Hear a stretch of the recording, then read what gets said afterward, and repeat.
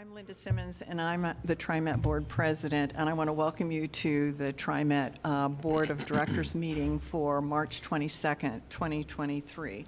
And for those who aren't here in person, we are meeting today in the University of Oregon Portland campus building, but we're also streaming the meeting on YouTube. It may seem like there are very few of us here today, but we also have two of our board members attending virtually, Laverne Lewis, Director Lewis, and Director Keith Edwards. And so you will see them on the screen there. And two of our members were unable to be with us today. As you can see, we make accommodations for virtual participation for anyone who wishes to provide public testimony as well this morning, who couldn't be here in person. We're going to begin the public forum, however, with the individuals who are here in person, and then I will call the individuals who have signed up ahead of time to present virtually. And when I call people's names, I'm going to call two people at a time. There are two places up here. We ask that you limit your comments to concerns and feedback about TriMet and our service, and we ask that you also limit your comments to 3 minutes. If you are unable to do so, you're welcome to provide additional comments to us in writing. And if we find ourselves in that situation, I'll give you the email address to where you can send that information. So we're going to start this morning with two people. First, who have signed up is Jen Campbell. And Jen, you're here, right? As well as, is it Dana? Diana. I didn't see the I. And Diana, you'll have to pronounce your last name for me. Meisenfelter. Great. Welcome.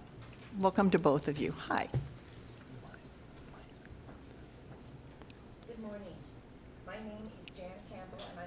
The mic.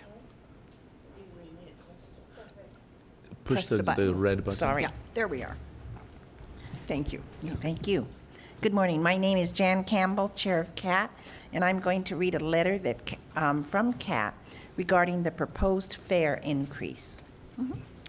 To the TriMet Board of Directors, we, the Committee on Accessible Transportation, CAT, would like to share our concerns regarding the proposed TriMet fare increase. We do appreciate that it has been some time since the last increase and understand the costs have increased across the board. However, it is for this same reason that we ask the board to table the proposal at this time until a more balanced approach is identified to ensure that riders who are low income, older adults, and persons living with disabilities can be more equitably identified. The current proposal is a regressive approach, particularly for riders who must use Lyft, and we are more adversely impacted by inflationary increases in the cost of goods and services. We hear from other TriMet customers frequently who are experiencing the challenging of choosing whether they will eat or pay for their prescription, pay rent, or go to the doctor. Having to choose between any of these critical items is a choice we would never have to make. Older adults and people living with disabilities have costs of daily living that others simply do not have, contend with medicines such as medicine, caregiving, durable medical goods, frequent co-pays, medical costs, and much more. A fare increase at this time would greatly harm those most in need of and wholly dependent on public transportation. CAT requests that the TriMet Board examine opportunities to provide a more equitable approach when a fare increase is adopted, including but not limited to a half-price reduced fare to the $1.25 honored citizen fare, equivalent to that, for low-income Lyft-eligible riders, and free fare for Lyft-eligible riders on fixed route, which would pay for itself in the dramatically reduced cost of fixed route services versus Lyft, and free fare on fixed route for riders who meet 2 or more of the qualifying criteria for honored citizen reduced fare. For example, low income and older adult, or low income and a person with disabilities, for example. These are types of initiatives we encourage the board to embrace, as it will not only aid in returning ridership to those who need it most, it will likely lead to increased ridership on fixed route and decreases on Lyft. A fare increase at this time, which does not factor in the additional financial stressors experienced by older adults and people living with disabilities who also live well below the federal poverty level would adversely affect those who need transit the most. CAT is committed to working with TriMet staff and the board on an equitable solution that seeks to ensure that riders living on low and fixed income, older adults, veterans, and people experiencing disability are not disproportionately impacted by a fare increase. Respectfully submitted by the Committee on the Transportation, and then all the CAT members are listed. And also, I want to thank Director Keith Edwards for all the active participation and advocacy on CAT. He has really been an active participant, and we couldn't do without you. And thank you so much, Director Edwards. And I called you Director instead of Keith, right? I'm so informal, and I said I'm going to keep it formal. So, so thank you so much, and also for bringing our issues and our activities to you every month from CAT. Thank you. Thank you, Jan. Diana? Or, no. Yes, it is Diana. Yes. As a member of Extinction Rebellion PDX, who I'm testifying for today, we were appalled to hear that while over 100 other cities are starting fareless transit to reduce emissions and lower the use of single occupancy vehicles, that TriMet will be proposing fare increases. We are within decimal points of triggering irreversible tipping points, which the world's best climate scientists say will likely lead to the deaths of millions of humans and species. The effects of climate chaos are already being seen globally, nationally, and locally. Fares are unreliable revenue and should not be the basis of a sound fiscal transit strategy. The board needs to identify other sources to address deficits, such as working with the city, county, and metro to consider PSEF funding, monies from the federal infrastructure bill, state transportation dollars, better use for electrification and public transit than highway expansions, or raising the payroll taxes on very high salaries.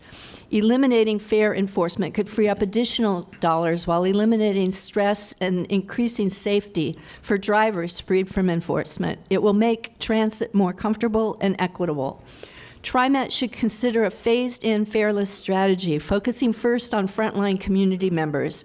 Many transit-dependent folks have no option but to keep going to work providing services for us all during the pandemic, and are currently harder hit by inflation. It should not be more difficult for them to get to jobs, grocery shops, see family, or medical providers. Transit needs to be more accessible and more efficient. As a senior citizen who does not have good night vision and doesn't like traffic congestion, I often rely on transit. I also have respiratory issues, which transit electrification and decreased use of single vehicle miles traveled may help alleviate. Mostly, though, I'm concerned about climate change and the documented necessity of reducing emissions by half within the next 7 years. This will not happen unless we have bold and courageous leadership who invest in our future and start now to create the world we desperately need. I urge you to rethink funding strategies and drop the plan to increase fares, which are not fair. Which is not fair. We need to move towards fareless transit and reliable funding foundations. Going fareless will increase ridership, reduce traffic congestion, clean up our air, and slow climate change. It's the best way forward, and we need TriMet leadership to see it through incrementally, starting now. Thank you, Diana. The next two individuals will be, is it Leon and Teresa?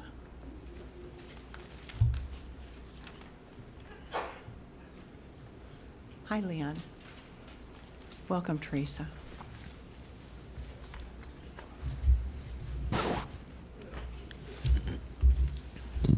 Hello. Good Good morning. morning. Good morning. Good morning. Okay. Last month, I saw a graphic put up by RTP, and now I know that I was wrong because I said there shouldn't be any fare increase, but I think there should be because when I saw the graphic, it was that circle, and it showed all those. It's like when you slice up a pizza, but I don't eat pizza anymore. But anyways, there's the payroll tax, and there's the state funding, but then what was it? But then the fares are only 7.6%.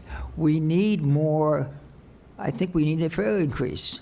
But seeing all the cars and all the SUVs on the street, I know more people will be riding TriMet. So I know that we can eventually do this. It might take a few years, but also because TriMet has to be respected, because I believe that TriMet is very compassionate, because it'll even let people that get on a bus that can't pay their fare. And the thing is, the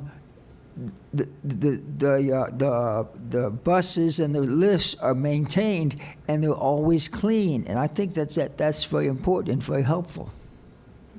Thank you. Thank you, Leon. Hi, good morning to all of you.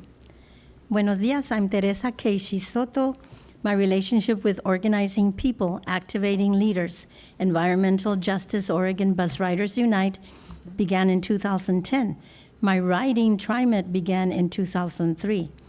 During my final employment as a medical interpreter, I was able to ride line 9, what was then line 4, line 72, line 75, line 73, line 19, and line 17. I'm telling you that so you can know that I've been around the buses. Today I come to you as a representative of the many riders who depend on TriMet.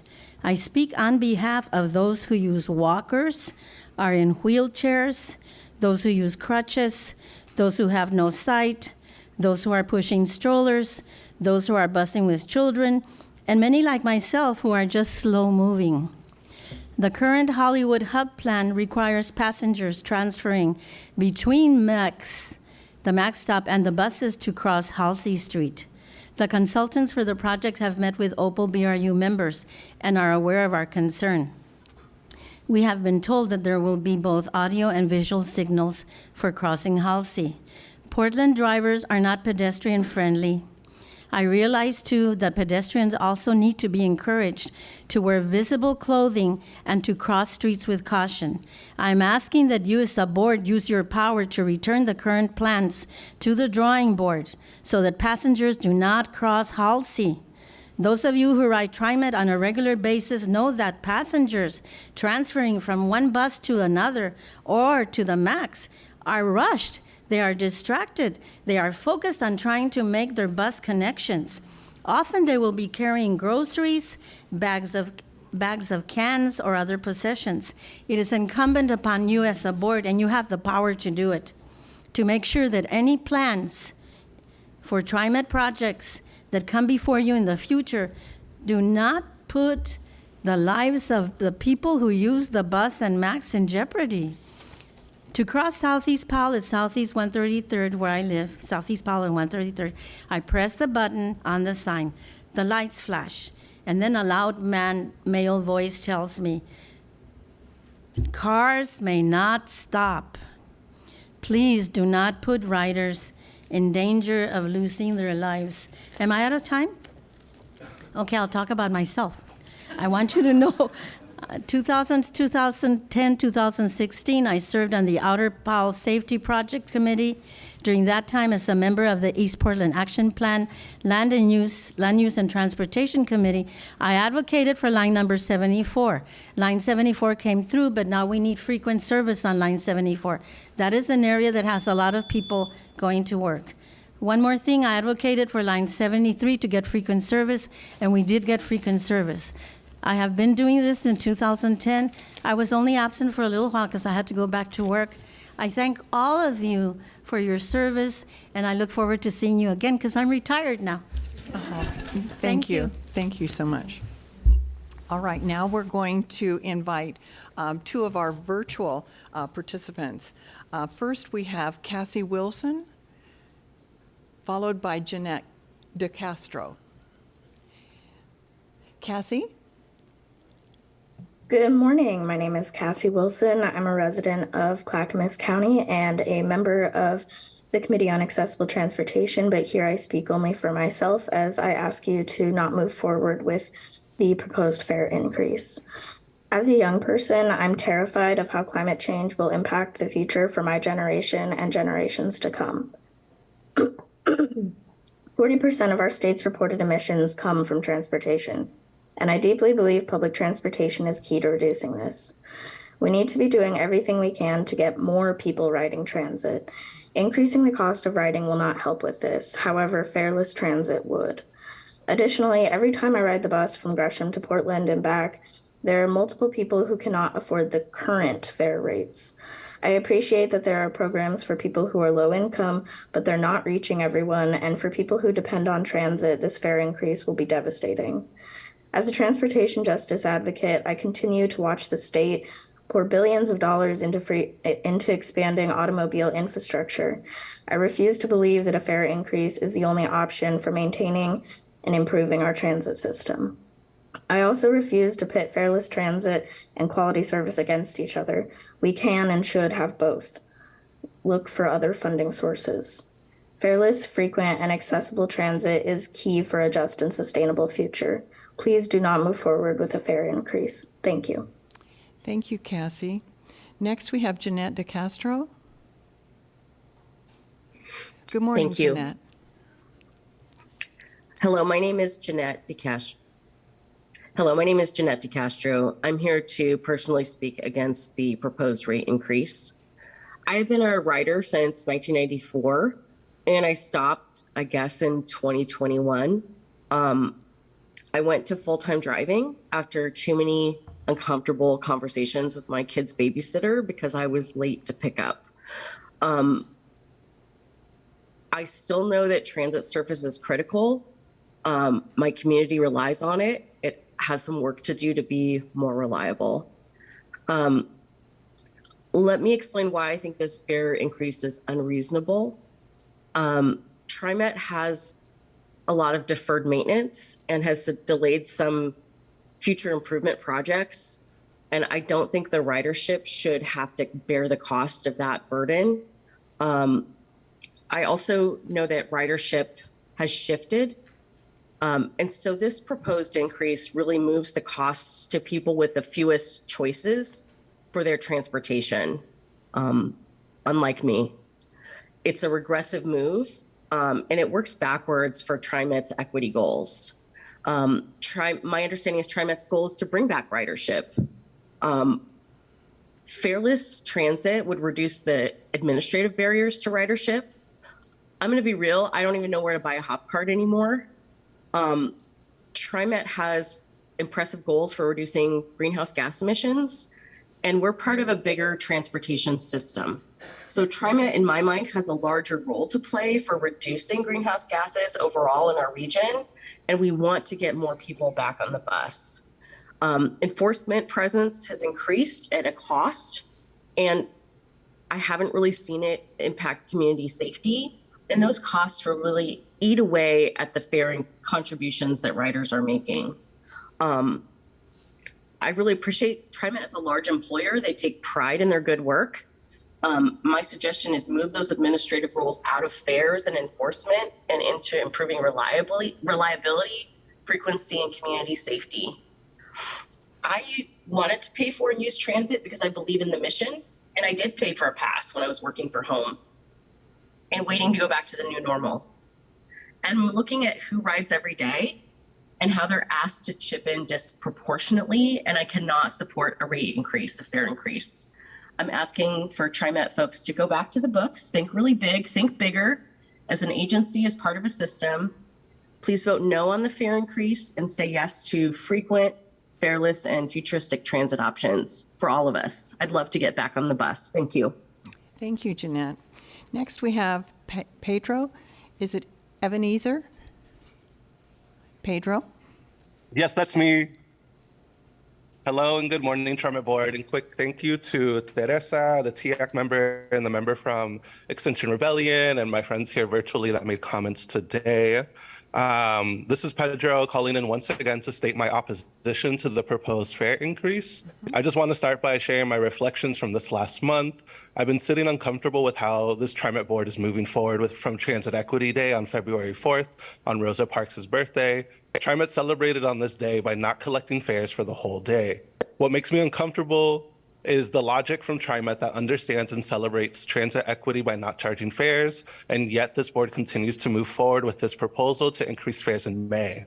If transit equity is truly a concern for this board, you would move to drop this proposal and instead work towards levying the tools that you have at your disposal to increase revenue and make the transit system fareless.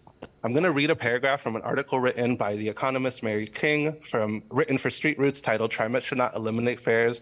TriMet should eliminate fares, not increase them." TriMet could have been fareless with money left over from the needs for just $120 million in 2019 before fare revenues tanked due to the pandemic. All we need to do is pump up the payroll tax on high and very high salaries. That change would pay for going fareless and make the TriMet payroll tax more equitable. Right now, the TriMet payroll tax rate is the same on the highest salaries as it is on the lowest. The payroll tax could be increased by 1% on high salaries starting at $175,000 or $200,000. On the highest salaries, that increase could be 2% on pay above $350,000 a year.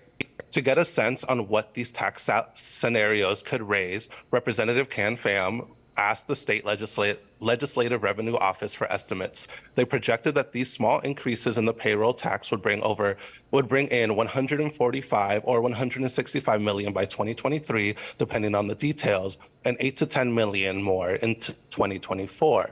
I would recommend that the board reads this article. I can forward it to your office.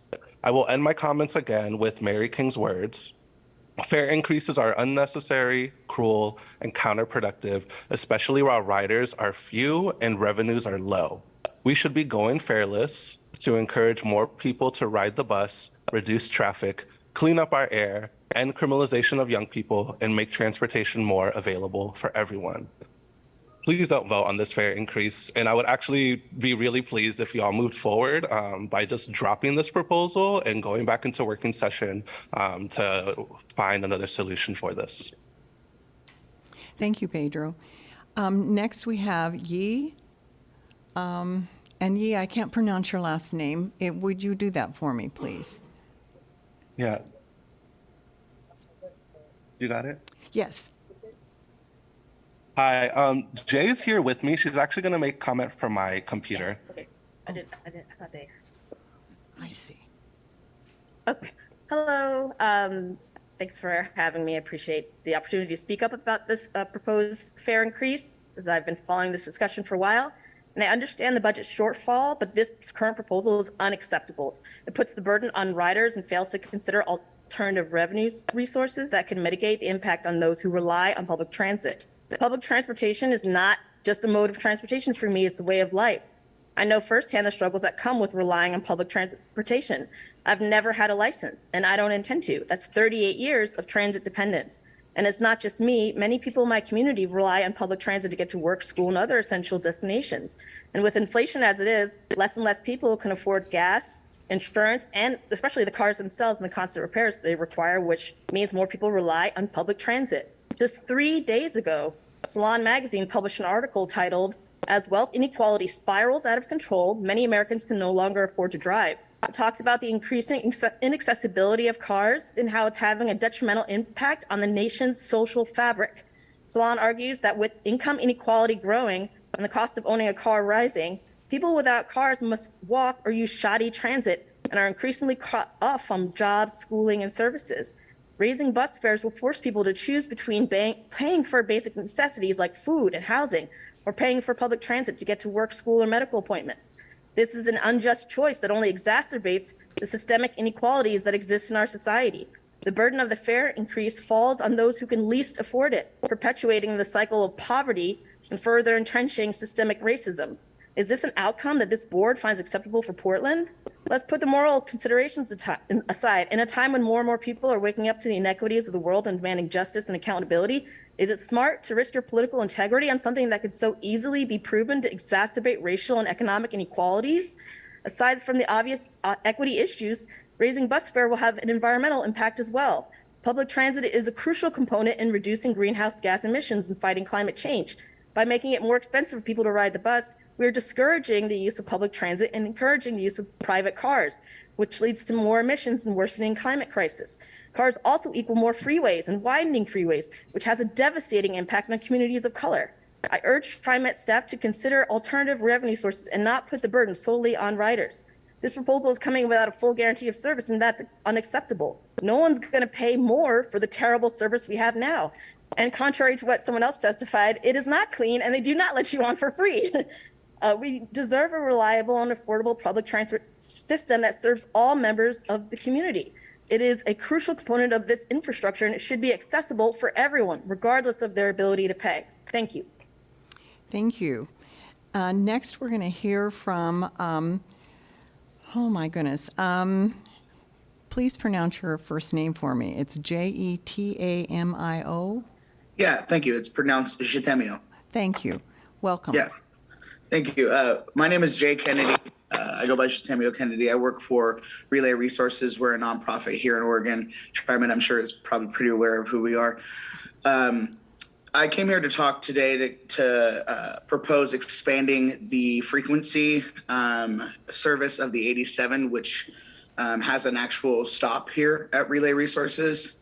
We are a nonprofit that is geared towards supporting individuals with disabilities and other barriers to employment. Unfortunately, one of those barriers is becoming transportation. The reason being, we have a gap in coverage basically for the TriMet. So by like 8 something or so, TriMet stops its service at our location and then continues service again around 3:30. Although I understand that that is designed to support working hours, it actually inherently becomes a burden for our employees who are frequently needed to get into work in that time. Maybe somebody has a reason they need to leave and go see another site. That transportation is vital to our employees, many of who also don't drive, many of who will never have a driver's license or seek to get a driver's license.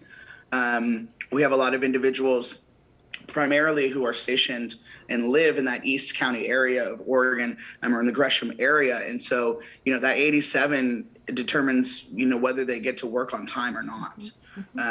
As a matter of fact, being the person who kind of helps manage the commuter benefits at my job, we have had several employees, be kind of late to work just because of the infrequency of the bus. Sometimes the bus comes really late. Sometimes the bus doesn't show up at all.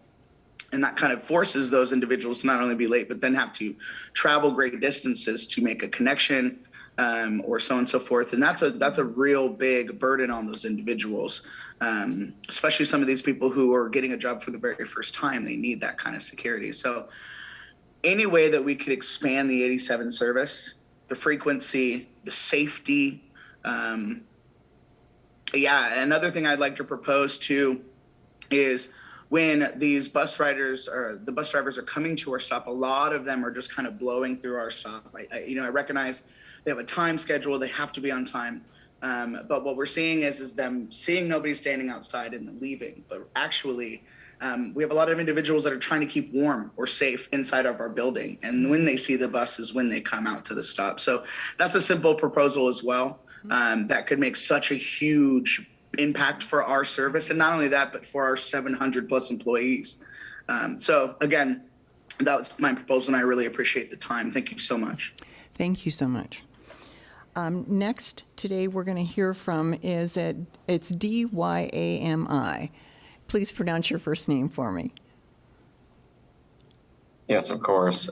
Good morning. My name is Dyami Valentine. I'm a senior transportation planner with Washington County. Thank you. And thank you. I appreciate the opportunity to provide comment on the annual service plan proposal. On behalf of Washington County Land Use and Transportation, I wanted to first express our appreciation for the collaborative process and approach to rethinking TriMet's regional transit system with the Forward Together service concept, which has clearly informed this service proposal, specifically with improving the frequency of lines 48, 52, and 54 to frequent service. Also improving service connections between Washington County and major employment centers like OHSU, and as well as frequency upgrades to better serve Sherwood and Tualatin with service upgrades to line 94. We express our support for increasing all-day frequencies to better meet the needs of high equity populations, particularly along these well-established crosstown and suburban lines. I also wanted to express our appreciation on the partnership and look forward to seeing these and future service investments focused on improving the user experience in our communities in Washington County. That concludes my comment. Thank you so much. I appreciate that. All right, well, that concludes our the number of individuals who've asked to sign up to speak to us today, so I'll close the public forum, and I'm going to move now into the area of our meeting, which is board reports. And our first board report this morning is from Director Edwards, who's going to tell us about the latest meeting on the Committee on Accessible Transportation. Director Edwards, welcome. Thank you very much, Chairman Simmons. It's good to be here, but I wish I was there physically, but I can't. I want to, before I start my remarks regarding the meeting, I want to really thank Jan Campbell and the CAT committee for their advocacy and their work. They really bring it, and they really do a really comprehensive job of trying to make things better for TriMet and for all those that ride TriMet.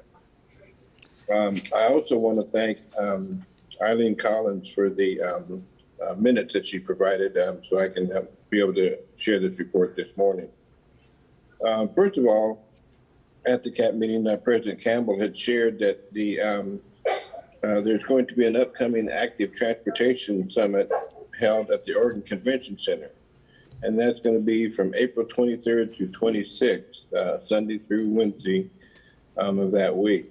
And I will provide a link that I have, and I'll send that in the chat as well, so that that can be provided for folks who want to attend the Active Transportation Summit that will be held there at the Convention Center. Also, I want to thank Jan for the comments and remarks. Excuse me, remarks today regarding their concerns about the fare increase. That was a very well-written letter, and I certainly hope that the board appreciates the comments that were brought forward. Also, under concerns, there were Cassie Wilson has shared that they're concerned about the opportunities to give testimony virtually, but I think that was a misconception in regards to that, because we had virtual commentary today. So I think that was something that maybe had gone on previous to this. Other than that, the CAT committee is moving forward. We'll be having field trips scheduled for next month, which is very important. And I wanted to also raise another particular issue in regards to the accessibility. There were some concerns about accessible paths, and that was the definition that was given of accessible paths, and those paths not being adequate for folks with mobility devices. And CAT has brought forward before on several occasions the fact that it would behoove us to have staff actually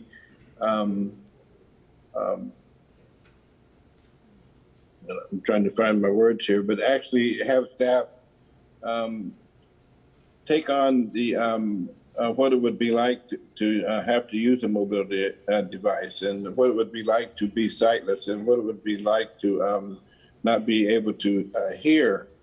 And when they're doing these engineering and design phases of all the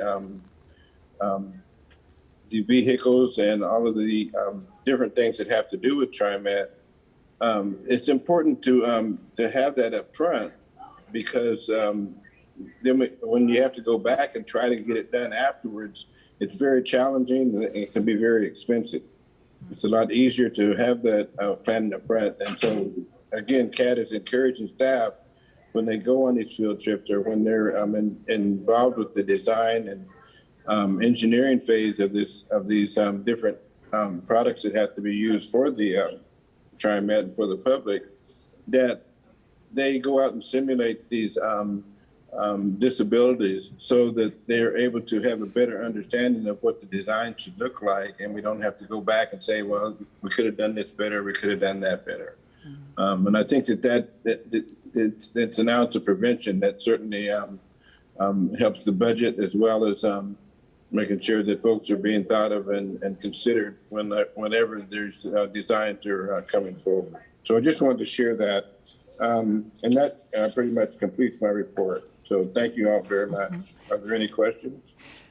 Thank you, Director Edwards. Do any of the board members have any questions? Thank you. Next, we're going to move on to Director Gonzalez, who's going to give an update on today's finance and audit report. Director Gonzalez? Thank you very much. Director Bauman is unavailable to give the report today, so I'm honored to be able to step in her shoes and be able to provide the report for today's meeting.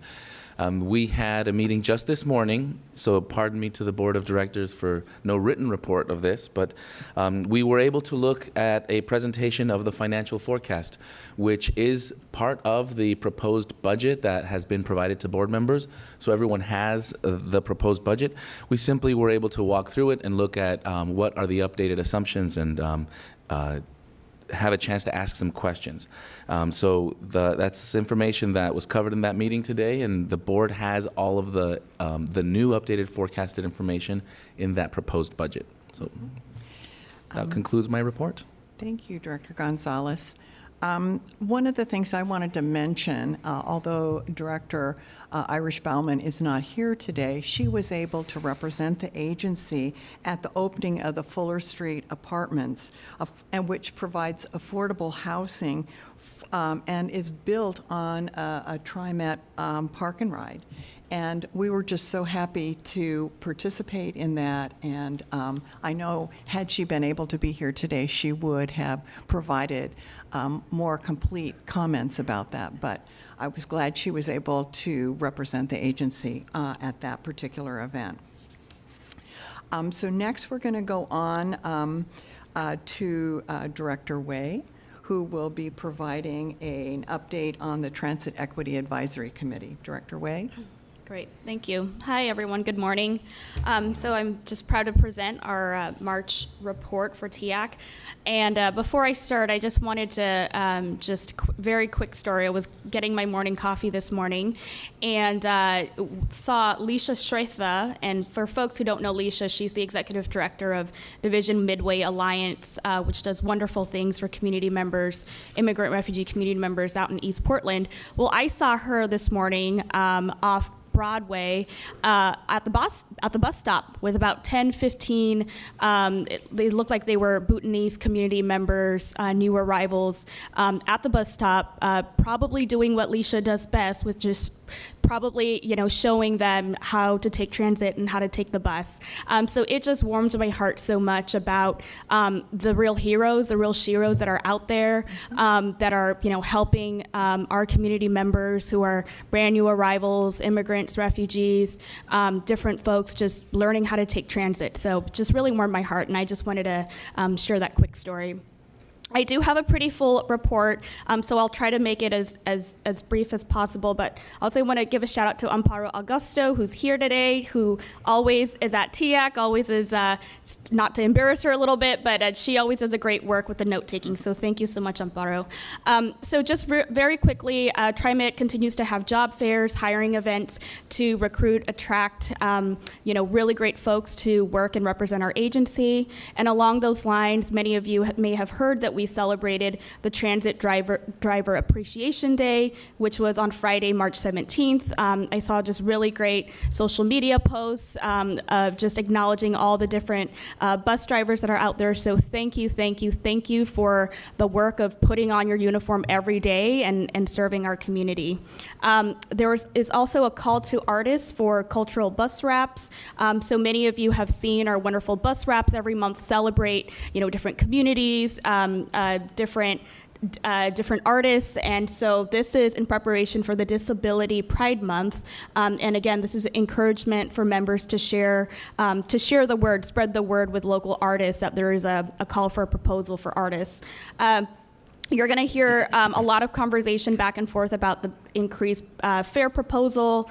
The board is going to receive an outreach report at our next meeting, and TIAC will also receive the same presentation in April. And again, this is around how the various outreach and open houses and community engagement has been going.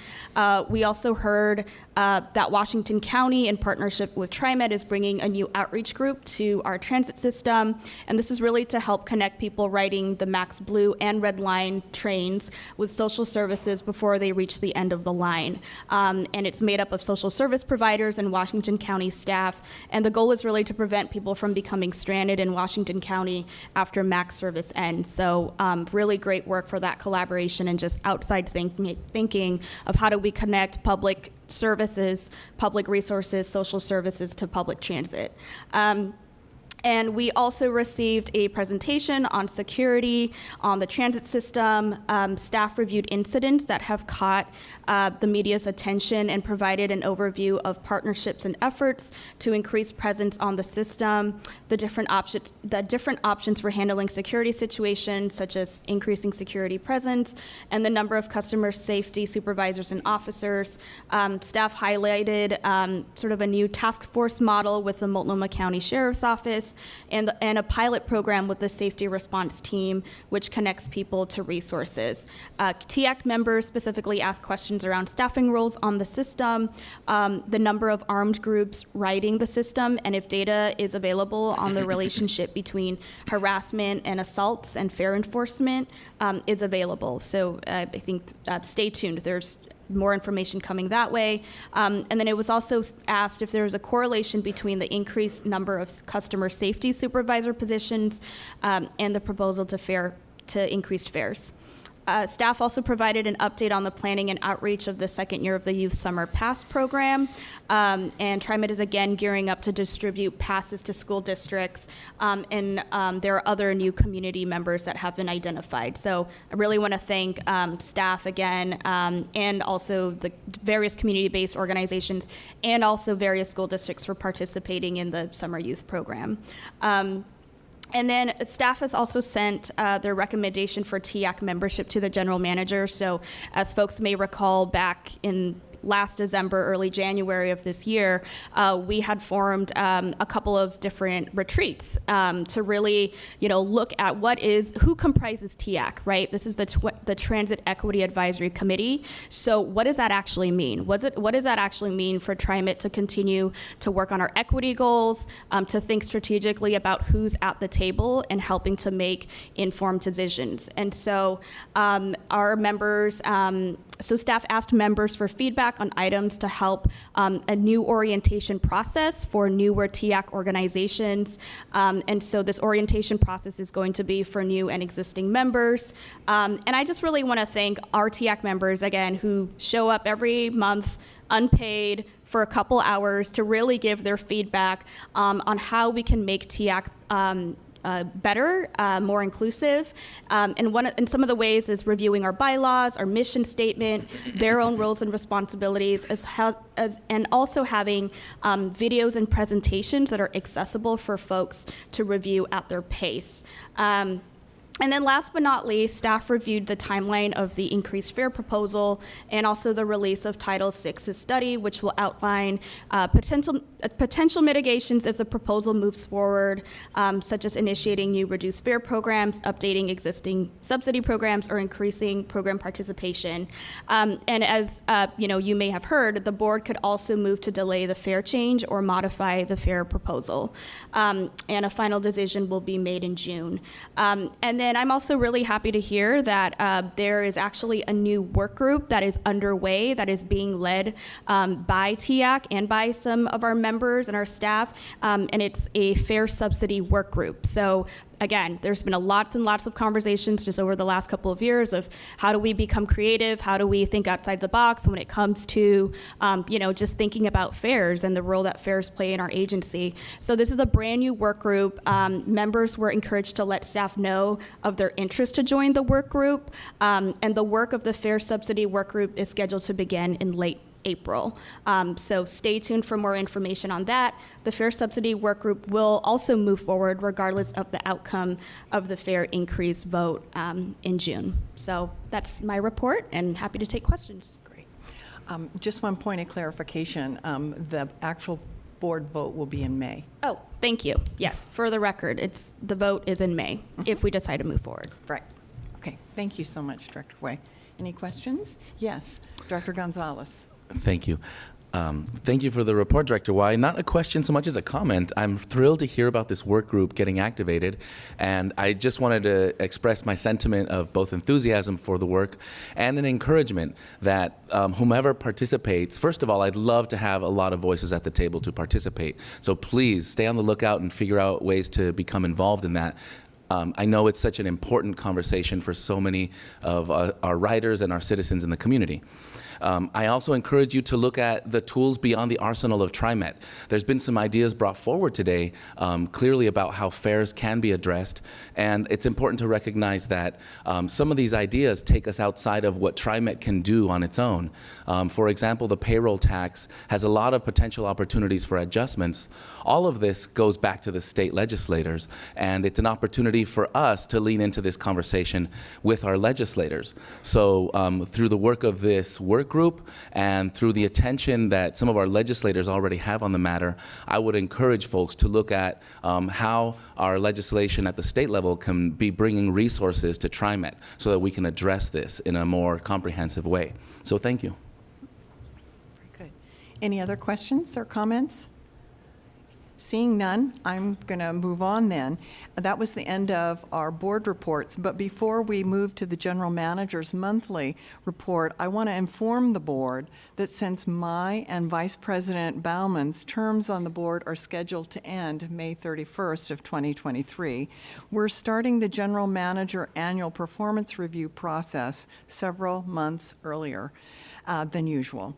This is consistent with past practice, as the board president, along with members of the board's executive committee, which includes the vice president and secretary, are responsible for drafting the general manager's annual performance review. The review will be completed and available for the board members' review and action at the May 2023 board meeting. Although if the board votes to make any compensation adjustment, it would not take effect until after the beginning of the new fiscal year, which is July 1. And then on a different note, at our April 2023 board meeting, the board is going to receive a closeout report from staff on the Reimagine work, safety work. And so you can note that on your calendar as something that's really important for us to hear about. Now I'm going to turn to the general manager for his monthly report. General Manager DeSue, it's all yours. All right. Good morning. Good morning, President Simmons, members of the board, staff, members of the public. Thank you all for being here. Look forward to addressing some of the information that was put out this morning as well. This morning, we're going to be sharing timely information with you on our February ridership numbers. We're going to preview coming up work for our Better Red project. And also, we're going to provide an outreach summary report for the proposed fare increase today. We will get an update from our business plan. We will celebrate recognition by the American Public Transportation Association for 2 efforts to make riding TriMet easier and better. And then I'll share information about our Transit Driver Appreciation Day. And then finally, we will recognize one of our best lead road supervisors. Her name is Annie Larson Duncan, and she's with us today as well. So let me start off here by looking at our ridership for February. We provided more than 4.4 million rides in February, and our weekly ridership increased almost 19% over February of 2022. But it remains down 42% from before the COVID-19 pandemic. So transitioning about another important step is our Better Red project. From April 16th through May 6, 2023, our MAG system will be shut down between the Gateway Transit Center and Northeast 7th Avenue Station, Shuttle buses will carry riders through that area. Also, during that 3-week period of time, the MAX Green Line will only run from Gateway and Clackamas, and our Red Line will only run between Gateway and PDX. This is necessary so crews can install special trackway that will connect with the new Gateway North Station set to open early next year, as we remove a single track bottleneck on the Red Line there. We're taking advantage of this longer disruption to get as much maintenance done and other work completed during the shutdown as possible. Among that work, we will be replacing worn rail and ties installed as part of our original MAX alignment, which has been in service for nearly 37 years. We have already begun communicating with our riders about the shutdown so that they can plan ahead. Now I'd like to turn to the proposed fare increase for January 2024. TriMet staff have been working for more than 3 months to engage the community and gather feedback on the proposal. With the board scheduled to vote in May, I've brought forth here J.C. Vanetta, who's at the table. He's our Executive Director of Public Affairs. He's going to provide an overview of the communications and the outreach conducted and the feedback that we received. So, J.C., take it away. Thank you, Sam, and good morning, President Simmons and members of the board. I'm sitting in for Jennifer Kuzer, who is sick. She is our Director of Community Affairs and Engagement. She's probably watching, to which I'd say, I hope you're getting some rest. I just want to say, first off, thanks to the entire Public Affairs team for pulling this together. We did a lot in a little amount of time, and everyone really worked very hard. I also want to send a huge thank you to Ginger Shank. She is the person who's in charge of research at TriMet. This is her last hurrah. She is retiring next week after 23 years of service at TriMet, so a huge thank you to her. Now let's jump in. So next slide. I just want to go over a brief refresher of our timeline and the content of our outreach, how we got the word out, how we collected feedback, and then what we heard. Next slide. At the board meeting, forgive me, I guess I can see it this way, sorry. At the board meeting last November, you gave us directive to take out and begin community outreach around the proposed fare proposal. We launched that effort with a survey on December 8th. There were dozens of meetings in January and February, and we closed the comment period February 25th. It's important to note that a lot of the outreach that we did was concurrent to outreach we were doing around service changes because we wanted to be mindful of people's time and so really get that in front of people. Next slide. The message that we shared was that our fare revenue is really an important part of our overall financial plan and that the adult fare has stayed the same for over a decade. We also wanted to make sure people knew about our reduced fare programs, the Honored Citizen Fare, as well as the Access Transit programs that provide free and reduced fares to community partners. We had multiple formats for providing feedback, all of which is intended to inform your decision. Next slide. As you know, the proposal itself raises the adult 2.5-hour ticket by 30 cents. The proposal would not increase monthly caps. That's very important. That's the amount a rider spends before the rest of their rides that month are free. The caps would remain at $100 for adults and $28 for youth and honored citizen. Next slide. So how did we get the word out? We used every tool in our toolkit, from emails to paid ads to posters on Lyft vehicles. We used every tool that we had. Next slide. Our community engagement team really did a great job staffing large public events throughout our district. Events like MLK Day, Lunar New Year's celebrations, as well as a handful of neighborhood association meetings. Staff also met with 66 Access Transit partners. Now, these are the community groups that help free and reduced fares. They help get free and reduced fares into the hands of people who need them most. Next slide. Here you go. And sorry for, I hope you have your reading glasses on, and sorry for the tiny font, but this just gives you an idea of all of the groups that our team met with, 66.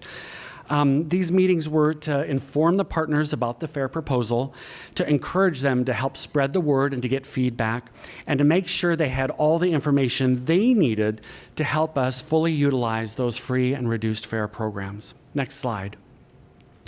We also contracted with multicultural outreach partners to help get the word out. 5 partners co-hosted some of the public events that we advertised through the channels we discussed earlier, and 5 hosted events specifically for communities they serve so that people could engage comfortably in a culturally appropriate environment with people who spoke their preferred language. Most of these partners offered incentives as a way to help minimize barriers to participation. Next slide. We held in-person events in each board district. All venues were accessible via transit. Many were co-hosted by the multicultural outreach partners, as I noted, which helped us connect with speakers of multiple languages through interpreters. We had a total of about 365 attendees at these events, at these 7 events. The online events had lighter attendance, totaling about 45 participants across 5 events. Next slide. We had great attendance at the events hosted by our partners, about 240 attendees across 5 events. Again, with the assistance, these partners were able to hear from speakers of a variety of languages, which is important. Next slide. The proposal was also discussed at the standing meetings of TIAC and CAT. In coordination with CAT, we also held an additional online meeting focused on seniors and people with disabilities. And then there's a testimony and correspondence that has been directly provided to you, and we'll talk about that in a second. Another option was to provide feedback through our customer service channels, but we only got a handful of comments. Next slide. Now, here's what we heard. Through the survey, we had 5,600 responses, a very good number of folks responding. Online, it was available in 10 languages in addition to English. The languages bolded on the screen in front of you are the ones in which we received online surveys. The surveys asked about people's awareness of our reduced fare and fare assistance programs, then asked how the proposed increase would affect them. We also asked an open-ended question, and I'll get to that, plus demographic questions, as you can imagine, and how often they rode TriMet. Next slide. First, there was fairly high awareness about our fare programs, which we're excited to see. 83% of the respondents were aware of the Honored Citizen Fare Program. 67% were aware of fare assistance programs through our community partners. Next slide. 74% of the respondents said the proposal would affect them. 40% said it would be a large impact. 34% said it would be a small impact. Next slide. Of the respondents, 43% said they would take fewer trips if the fare increase moved forward. Next slide. Now to the open-ended question. Is there anything else you'd like to tell us? They did. We had more than 3,200 responses. They were coded into about 24 categories, and then we further summarized them into 4 that are in front of you today. It's also important to note that the percents will not add to 100%. It's not that we can't do math. It's just that some of those answers are coded to multiple categories. Of the 51%, you can imagine 51% were against the proposal. The next group was other, with the top categories being suggestions for changing fares and revenues. Third in this group was a suggestion to increase fares by an increment that involves fewer coins. As you can imagine, some people who may have a disability, we heard the same thing from CAT, where a quarter is easier to handle than a nickel and dimes. Next slide. Oh, excuse me, stay on that one. Forgive me, I turned my page too quickly. The next group was suggestions for addressing other issues. Can you back up one slide? Thank you, sorry, my apologies. Suggestions for addressing other issues on the system. They were wanting more service, reliability, amenities, improvements to safety and security, and wanting more fare enforcement. And then finally, we did actually have people who were in favor of this proposal, 13% of the comments. Next slide now, thank you. Who took the survey? Very few of the respondents were non-riders. About a quarter reported living with a disability, and 10% who took the survey, and 10% took the survey in a language other than English, which is really great.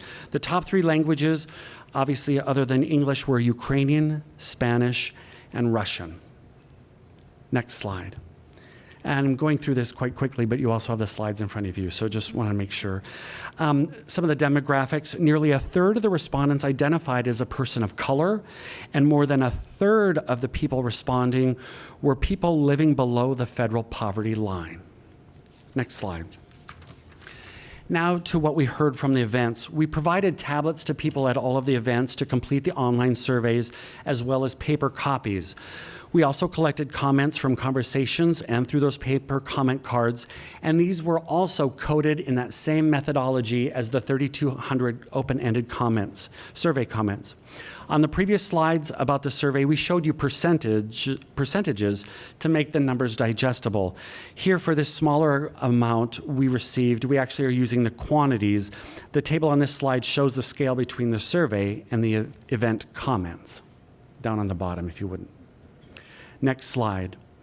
To sum up the comments, they still fell in, summarized into these 4 categories. Remember that a comment could be coded to multiple topics. Again, the largest group of comments were against the proposal. The second largest group was also other, with the top categories being the need for more information about fare payment options and a focus on increasing transit ridership to address climate change.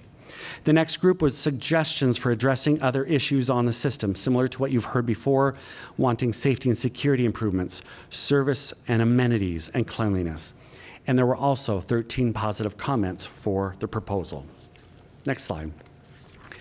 I'm not going to read these word for word, but it just gives you a snapshot of some of the things that we heard. A person talking about having no other transportation options, so potentially needing to buy fewer groceries. One had concerns about feeling safe and welcome on the system. Another not understanding the ways to pay using HOP. And finally, one appreciating the fare cap, that it would remain the same because it's very helpful for those who use the system every day.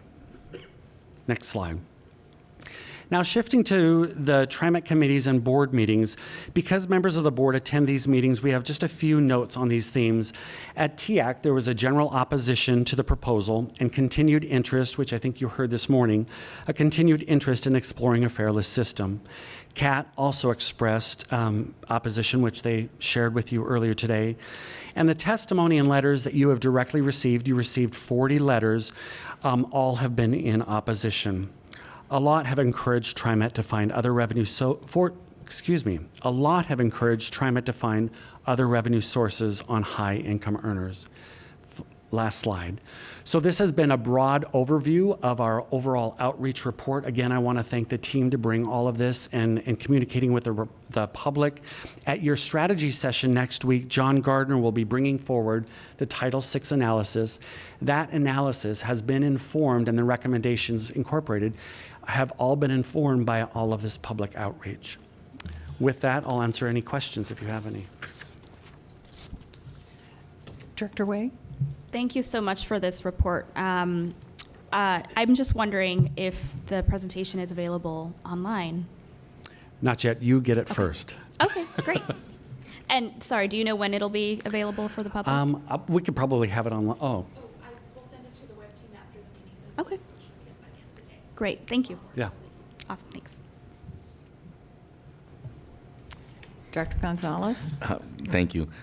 No, I really appreciate the rundown, and I wanted to simply highlight a clarification that that came through in your presentation that I still hear from some of the letters and comments, even in today's public forum.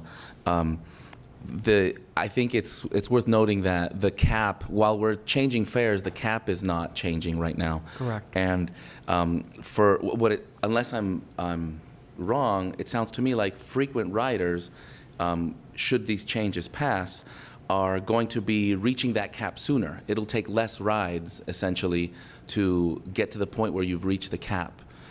So that that's something that I haven't really heard illustrated. It's really coming through clearer today. And the other piece of this is that our low-income fare program is alive and well, and I'm still hearing that folks don't know how to access it. I saw one of the comments that there's still folks that don't know how to get the HOP card. So I think there's a lot of opportunity here to bring our existing services, our existing programs that bring accessibility to the public forward and shine a brighter light on them. It was a surprise to me to see that there were some Mexican food stores that used to sell cards and no longer do. These are the things that I think are what our community really feels when we sort of change the ecosystem of how they access the service. So I just wanted to highlight those two things because the low-income fare program is something that I personally still tout as a fantastic opportunity to make sure that anyone that cannot afford fares is able to do so. And while we're looking at fare enforcement at large, if you cannot afford the fare at any price, I think it's worth noting and reminding the public that there is a program available to you and there is support. So thank you for bringing that information forward. Absolutely. And there is a lot, I would say, there is a lot underway, and still we're exploring more opportunities and avenues to bring the low-income fare program to more people. We still hear the same thing, and it is one of those areas that we are working incredibly hard to get that out and get more people signed up. So. You know, it's one of those things I look forward to now as the weather's getting better and we're getting to the seasons where we might be seeing more community gatherings outdoors. As we see TriMet booths in the community, I think this is one of the important messages to bring to those connection points. So thank you. Absolutely. Well, and also, if I'm correct in my my information, I think the federal poverty level has changed to make it so that more people are eligible for the low-income fare program than previously. Am I correct? Yes. Okay. And Director Lewis and Director Edwards, did you have any questions or comments? Yes, I have my hand raised. You probably can't see it. Thank you very much, Director Simmons. I'm trying to lower my hand here. Thank you very much for that report, JC. That was a very comprehensive report. And I guess, and I know we're going to go forward with this, but at the same time, I want us to, we've had, I think, a lot of conventional thought in how we approach this and how we do things. And I think that hopefully that, and maybe as a board, you know, we did take our piece of this too. We should have been a little bit more articulate in what we requested in how a fare increase would be imposed and what it would look like. But at the same time, I think that certainly we can go back and look at how we adjust the rates and the fares for honored citizens and for folks with low income and Lyft riders as well. And I think those need to be reconsidered and looked at so that we can maybe make some improvements that will certainly help increase our ridership as well. I always have to get back and step out of my role sometimes as a board member and look and say, you know, the folks that ride TriMet, those are our bosses. That's the bottom line for me. And so we have to listen to our bosses and try to make some adjustments that, you know, knowing that we are going to have a fare increase and we need a fare increase, but also knowing that we have to hear them and treat them with the dignity and respect that they would be afforded if they were our literal bosses. And so I think that when we do that, then we can make some decisions that will certainly make the impact of a fare increase a lot less foreboding. Thank you. Director Lewis, did you have any questions or comments? Yes, just a few comments. Thank you, JC, for the report. I was looking to see myself in one of your pictures, but I attended with the community, mostly at the Fairview Center, City Hall, and it was very informative to hear the actual questions and comments. Big community turnout.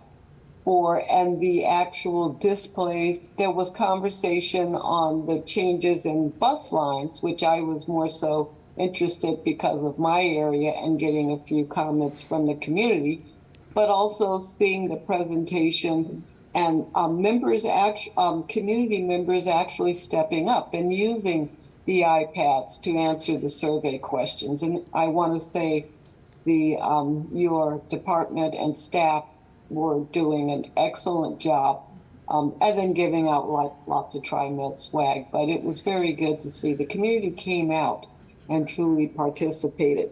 Also, something that Director Ozzie said, that more of a robust campaign on the low fare program. And do we advertise on the trains and buses any information?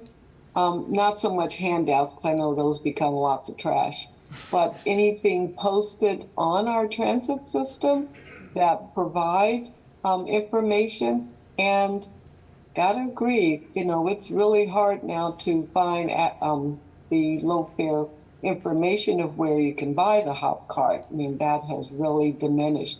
Used to, some of my students can get them at PCC, but the local stores and things like Fred's no longer carry, or just usually are out.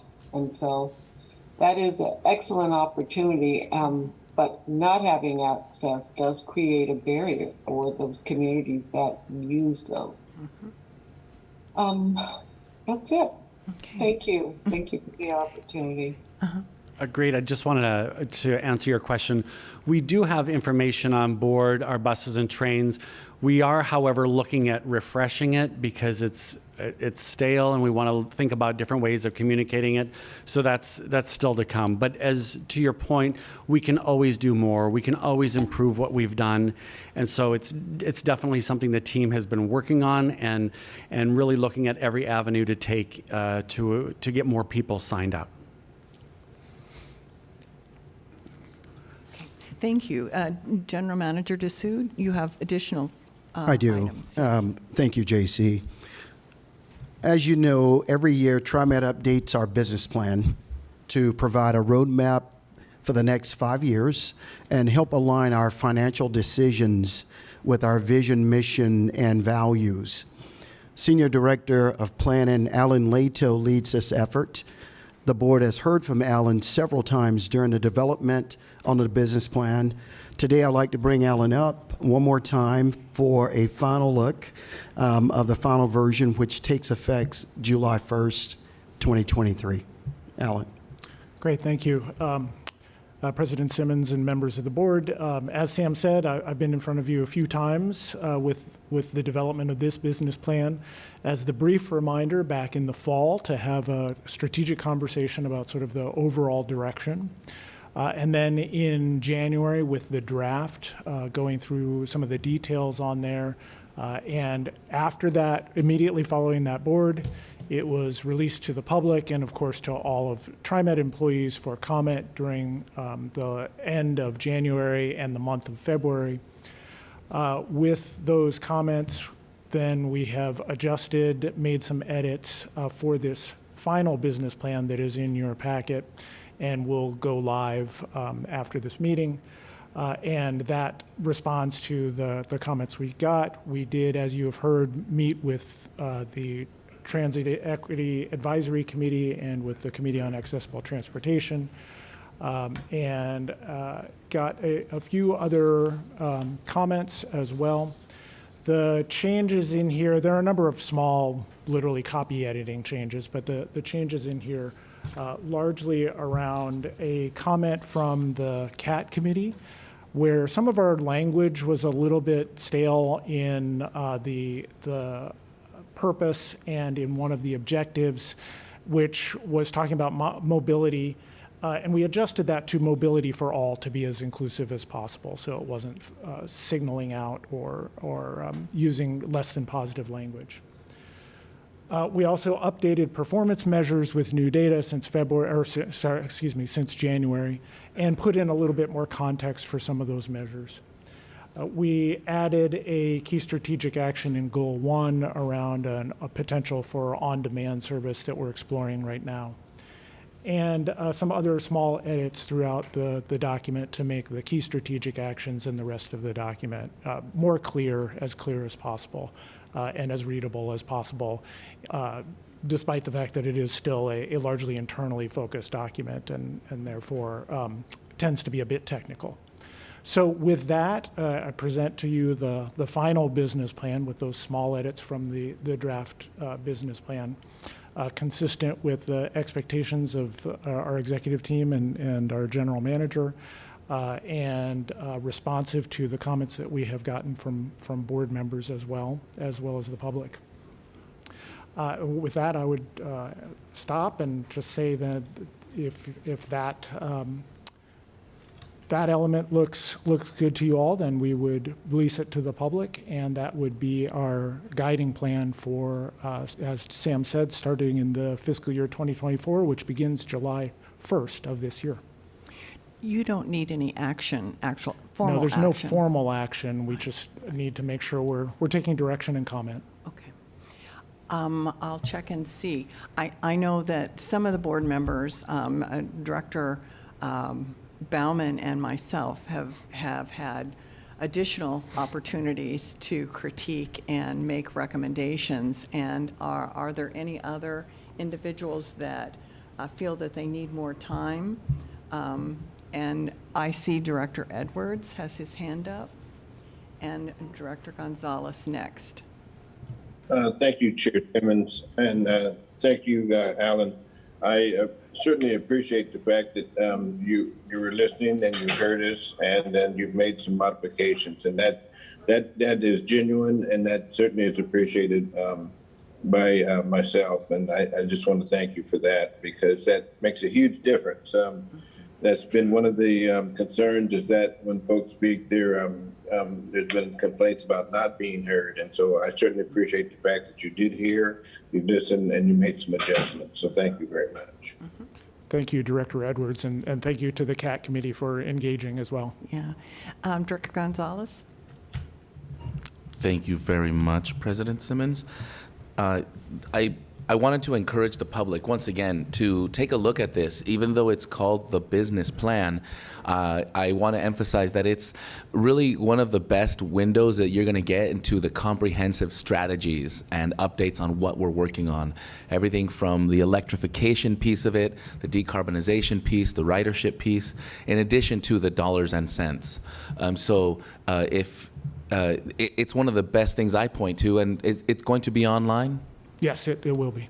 Is it available now, or is there a time when it will be? The draft is still posted. That's been posted since the January meeting. So immediately after this meeting, or by tomorrow, it should be the final should be posted. Perfect. So you're getting the hot take now. If you are interested in it, it'll be available starting tomorrow.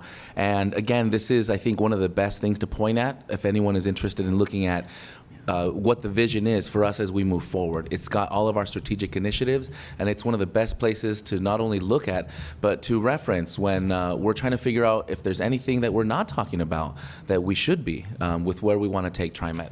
So thanks a lot for the update, and I hope somebody out there finds something that a blind spot. I encourage you, because I'm sure there's got to be something.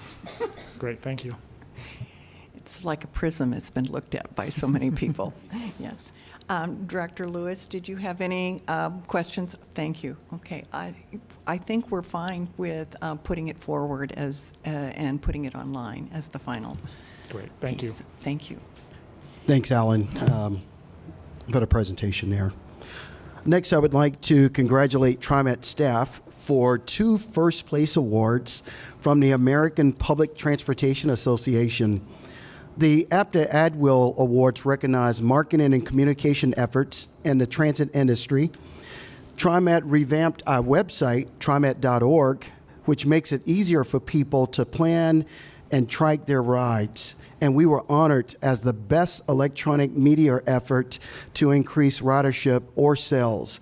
So Shelley's holding up one of them here. The redesign was a huge undertaking by digital communications and IT team. Also, you'll remember the community celebration we held for the grand opening of our new FX or Frequent Express bus service along Division. Staff throughout the agency, led by marketing and community affairs staff, put on quite a show. I definitely remember that. The opening celebration was honored with the first place award for marketing and communications effort to support ridership. Specifically, these initiatives were recognized for their efforts to use electronic media to increase ridership or sales, and best special event to increase ridership. So congratulations to staff, all of you that were involved. Your hard work paid off with these awards that we've received. So thank you all.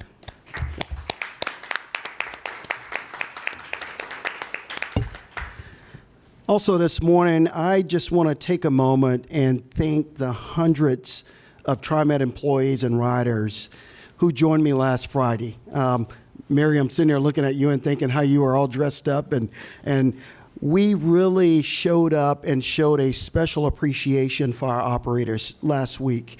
We had a blast with our celebration of Transit Driver Appreciation Day with a metaphorical tunnel of appreciation. Employees spread it out every few blocks along Southwest 5th and 6th Avenues, waving signs and pom-poms and thanking our operators as they made their way through and along the Transit Mall. Just absolutely incredible there. I had the chance to chat and cheer on dozens and dozens of our operators, and it was really a great opportunity to connect with them. And I connected with many of them at the operation facilities as well, and really showed them our appreciation, my appreciation for their hard work and dedication to helping our community. So thank you all for that. And then finally this morning, President Simmons, I want to take a moment to recognize someone who has been on the front lines here at TriMet for decades. TriMet team of rail supervisors and road supervisors are our first responder on the transit center. So whenever something isn't quite right, our supervisors go out. They are sent in to assess situations and help determine the best course of action for the safety of our employees and our riders and our transit system as a whole. Our supervisors, they help plan big events. They often draw on and learn from experience from the past. They work diligently around the clock to put us in the best position to serve our riders who depend on us. Annie Larson Duncan has been a go-to person for us for the last 25 years. And we want to make absolutely sure that Annie knows how much we appreciate her service before she rolls on to the next stop in her career, which is retirement. Here to recognize Annie is our Director of Operations, Mary Hill. Thanks, Sam. And thank you to the board members for allowing us to take the time to recognize Annie today. I'm going to scoot up just a little bit. So Annie is a lead supervisor, and she's responsible for the supervision and guidance of our frontline bus and rail supervisors on the road. She also acts as an incident commander in emergency situations, and a great one at that. And she helps coordinate TriMet's response to major events or disruptions across our service district. Something that I really wanted to point out today is that through the toughest time in this agency's history, which was the pandemic, Annie had perfect attendance. She's had perfect attendance for many of her years with TriMet, but during the pandemic, Annie showed up every single day. She showed up to take care of our customers, our passengers, our operators, and our supervisors during a crisis. Annie is also relentless in canvassing the district, reporting safety, security, and facilities issues to make sure we're taking necessary steps to protect the public. Her colleagues in facilities maintenance have been loud and proud with their commendations for her hard work, and making things better for her passengers through the great communication she shares and her delightful manner. Annie particularly shines during winter weather. You know it's true. She's been recognized by management and fellow field operations staffs for being very proactive in ensuring that our non-revenue vehicles are prepared for transportation's response efforts. I can tell you from personal experience that when the snow hits the ground, she's been one of TriMet's biggest assets in maintaining safety and service. Annie is an incredibly strong leader and very, very much an unsung hero. I don't know if any of you have ever had the pleasure of working with someone who attacks their work with ferocity. In reflecting on what makes her such a valuable employee for my comments here today, I realize that Annie is that person. She has an incomparable passion, energy, and high level of care for her work. I'm grateful to you, Sam, for taking the time to recognize one of the greatest lead supervisors to ever do the job. And Annie, I want to congratulate you on your upcoming retirement and sincerely thank you for your 25 years of dedicated service to TriMet and our community. I don't know what we're going to do without you. So sweet. Thank you.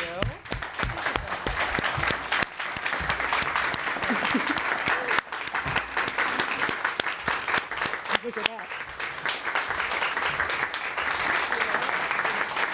I don't know if I can. I just wanted to say a few words. Good. I'm not a public speaker by any means. Anyway, thank you, Mary, for your many kind words. These have uplifted my spirit today, and knowing that what I do here has meaning. It really does. I appreciate both of you, Sam and Mary, and the board, for all that you have done to make this a better place to work for all of us. Thank you for having me here today and honoring me with this wonderful recognition. My career here started in 1998 as a bus operator. This was the best time working here, as I loved driving a bus, especially in the late night 15 line in Northwest Portland along the notorious 23rd Avenue. This line has the most meaning to me. It was a line where my husband, Bruce Duncan, who is currently a schedule writer here at TriMet, this is where he proposed to me in 2001, right on 23rd Avenue. Each trip, we would stop across from each other, the bus on 23rd Avenue, and he would hand something out the window to me. But the last trip north, I had a passenger who needed a courtesy stop, and this was like 1:30 in the morning. And he had planned this out with such care, and I messed it up. I missed the planned proposal. I will let you know, although it has worked out, and we will be celebrating our 21st wedding anniversary in July. Anyway, in 2002, I went on to become a light rail operator. I mean, who can say that they got to operate a train? It was fascinating and fabulous time. In 2006, I went on to a more challenging role as a light rail controller. Very challenging. Respect to most of those folks. 2008, I became a bus supervisor out in the field, and my current position is a lead supervisor in 2011, which I still enjoy and work with a great group of people. Needless to say, I have had many opportunities for advancement while working here at TriMet. I will, however, be retiring this September to enjoy my next chapter in life. It has been a wonderful place to work, and I'm glad I made my career here, although it was late in life. I have made many friends and have enjoyed each and every one of them. And I hope my hope for the future of TriMet is knowing that those who want to make TriMet better and safer are going to continue to work it and make that happen no matter what the cost. I'm here to offer my sincerest gratitude to all of those who have lifted me up and have gotten me through the last 25 years here at TriMet. I am honored to accept this award, recognition from Sam and Mary today and the board and all of you folks back there. And I most definitely appreciate being told you matter and what you do here matters as well. Thank you very much.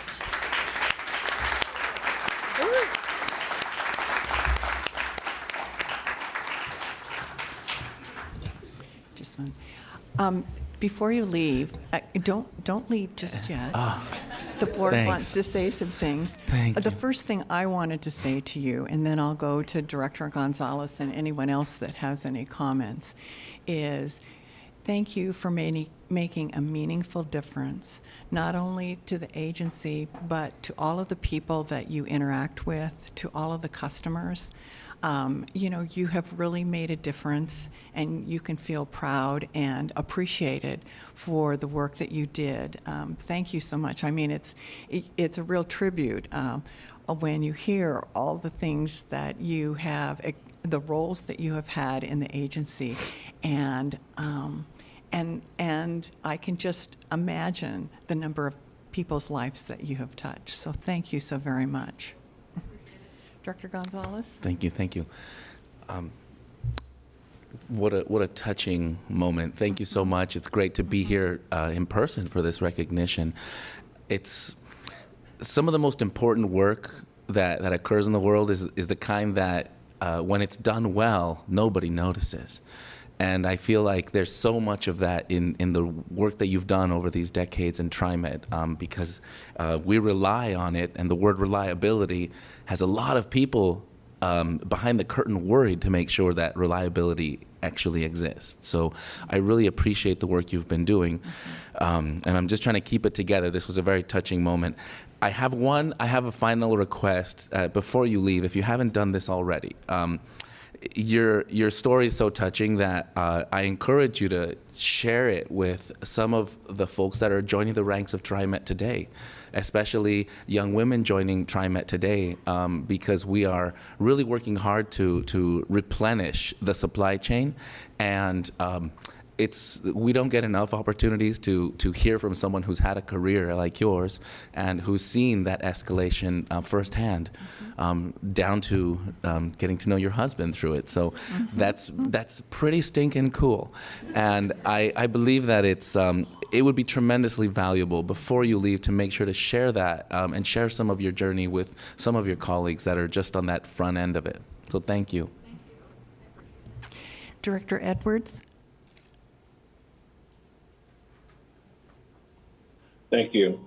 I can't thank you enough for being such an excellent leader and role model.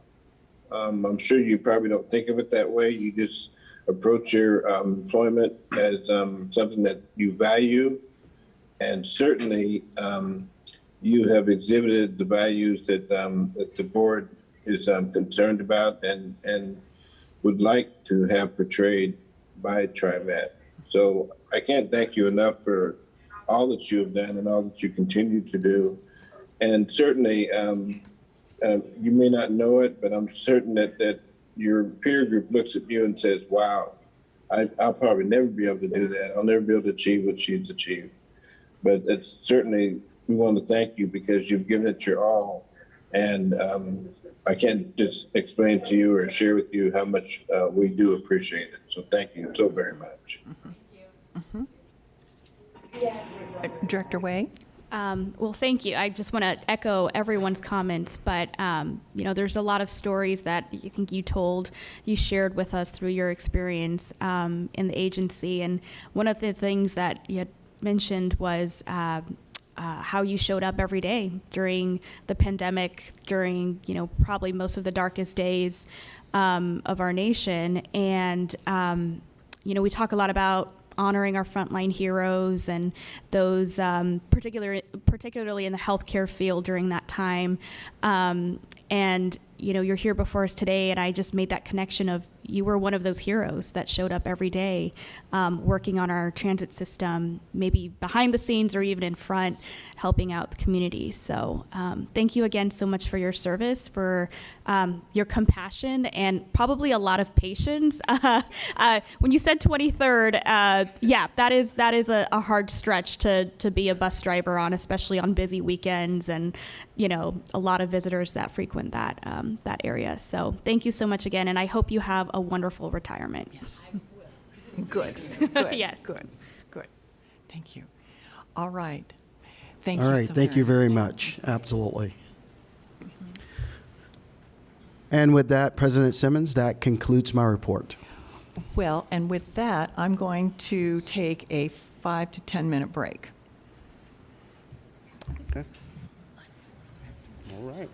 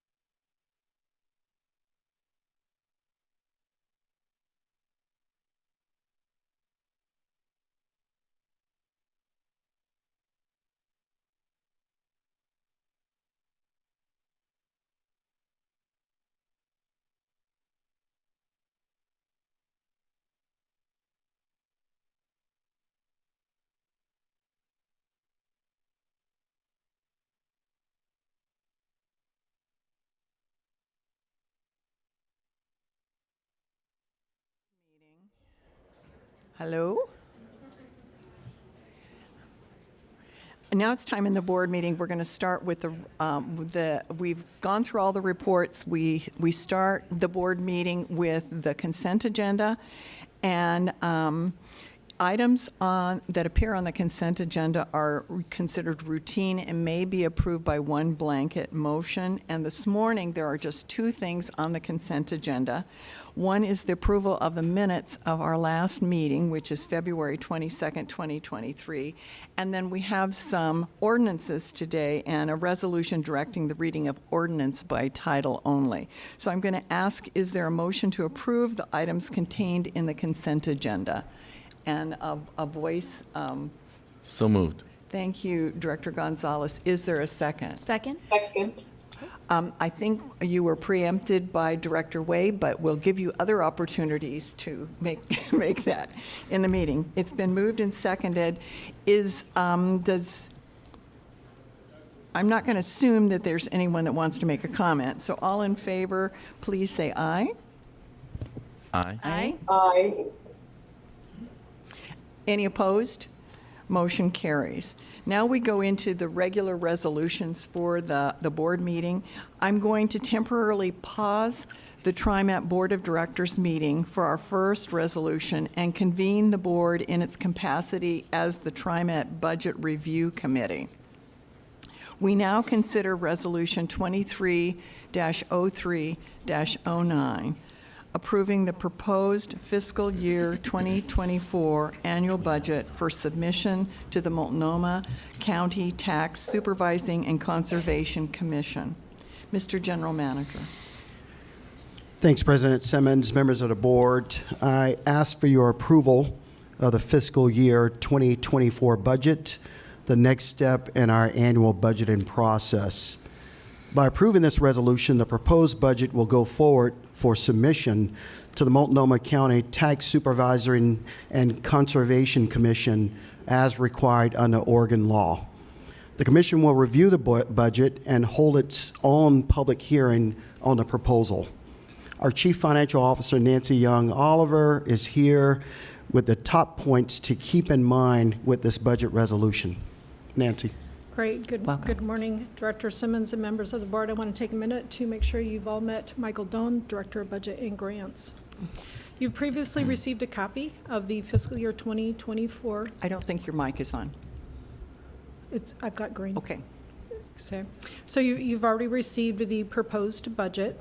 And go ahead and advance, Kimberly. Page 36 of the budget, which is also on display on the screen. This page demonstrates that the budget is balanced and the projected change to our ending fund balance. Just a few highlights contained in the budget. The budget includes consideration of the proposed fare increase that we've been speaking with you about. We've got total resources supporting the 2024 fiscal year at $1.92 billion. That includes $77 million in operating revenue, over $515 million in tax revenues, and $157 million in federal funding. Our day-to-day operating requirements are $817 million, including $458 million to operate the system, $205 million in general and administrative costs, and $87 million for pension and post-employment benefits, and finally $65 million for debt service. We have pass-through requirements of $27.3 million, and contingency is an appropriated amount of a minimum of 3% with changes to and adjusted for known increases. For fiscal 2024, we've maintained that at a straight 3%, totaling $24.5 million. As you can see from page 36, our ending fund balance is projected to decrease by approximately 24%. This is in line with everything that we've presented to you since the pandemic, that we were increasing our fund balance to take care of future shortfalls. And just as Sam said, as a reminder, your approval today is to allow TriMet to send our budget to the TSCC for scrutiny under the Oregon budget law. We will have a TSCC hearing in April, and we will make changes based on any feedback they provide. We'll make changes due to updated information on estimated actuals for fiscal 2023, updated revenue projections, changes in personal services, and our capital program.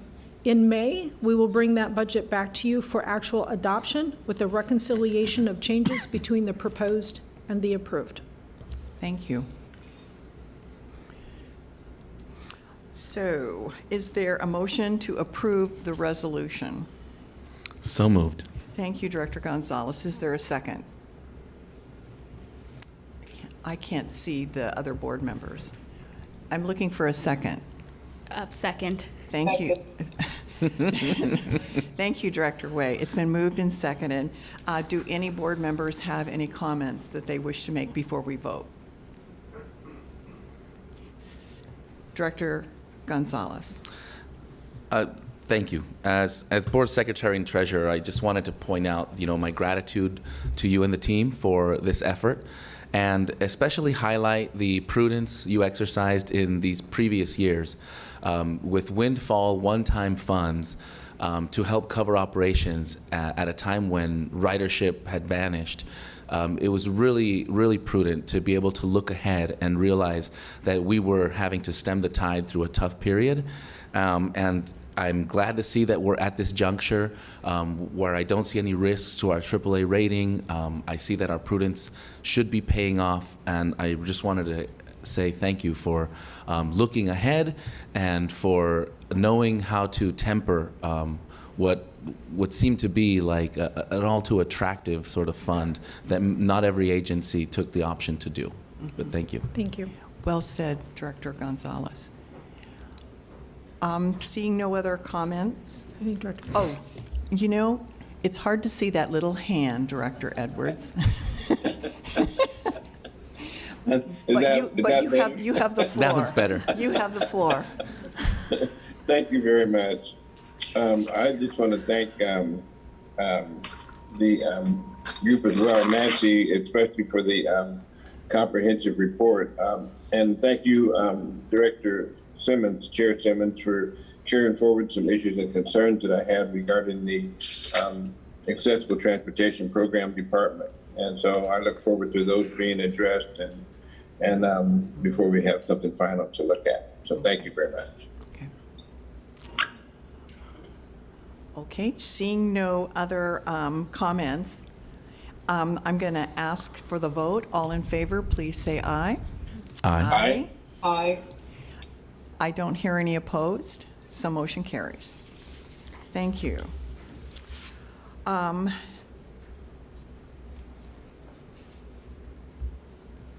see. I'm now going to reconvene the Board of Directors business meeting as we consider the next resolution, 23-23-10, adopting a revised investment policy. Mr. General. 230310. What did I say? 23. Oh, 2303. I can't read. 10. Mr. General Manager, thank you for catching that. Thanks, President Simmons.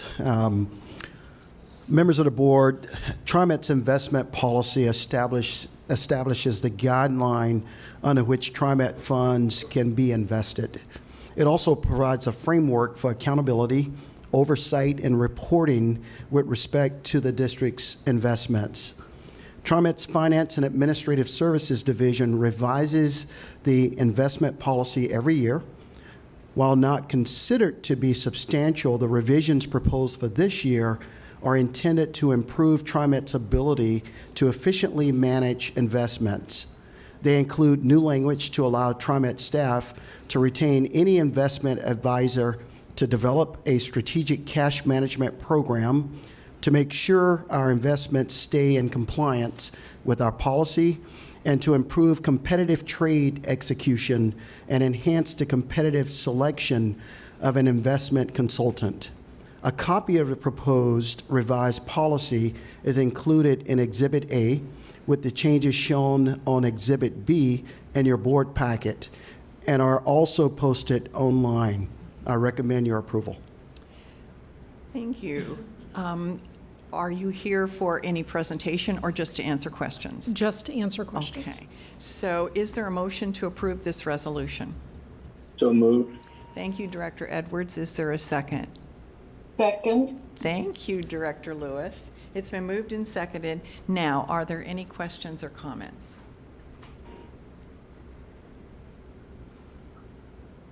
Seeing none, I'm going to call for the vote. All in favor, please say aye. Aye. Aye. I don't hear any opposition. Motion carries. Thank you. Next this morning, the board will consider Resolution 23-03-11, adopting a revised anti-drug and alcohol policy. Mr. General Manager. President Simmons, members of the board, the Federal Transit Administration requires all transit systems that serve a population of 200,000 people or more to adopt and implement a drug and alcohol testing program. It also requires that the policy be approved by the local governing board. It's been about 5 years since the board last adopted changes to our policy. Those that came before you today are in part guidance from a random FTA audit of TriMet's current drug and alcohol program. The revised policy, which is included in the board packet as Exhibit A, makes changes to comply with the audit findings and incorporates minor changes to the policy's discipline section that are unrelated to the audit. The proposed changes were submitted to the ATU, which is our union, which had no objections. The proposed changes also have been submitted and received by the FTA and approved. I strongly recommend your approval as well. Thank you. Is there a motion to approve the recommendation? So moved. Thank you, Director Way. Is there a second? Second. I'll say it was Director Edwards. Thank you, Director Edwards. It's been moved and seconded. Does anyone have any questions or comments at this point?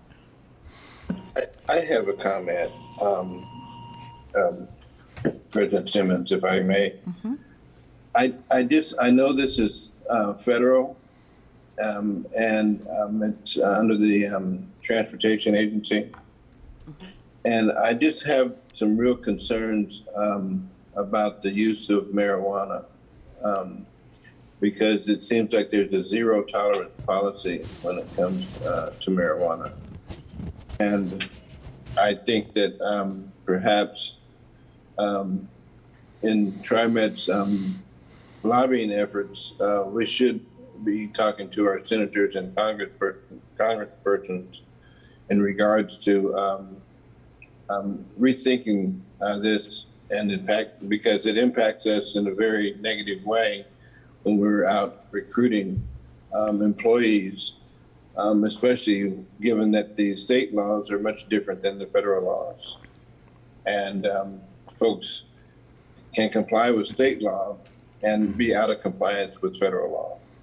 And that's a huge challenge, I think, for TriMet when it comes to trying to not only retain employees, but also recruit employees as well. So I just wanted to share that.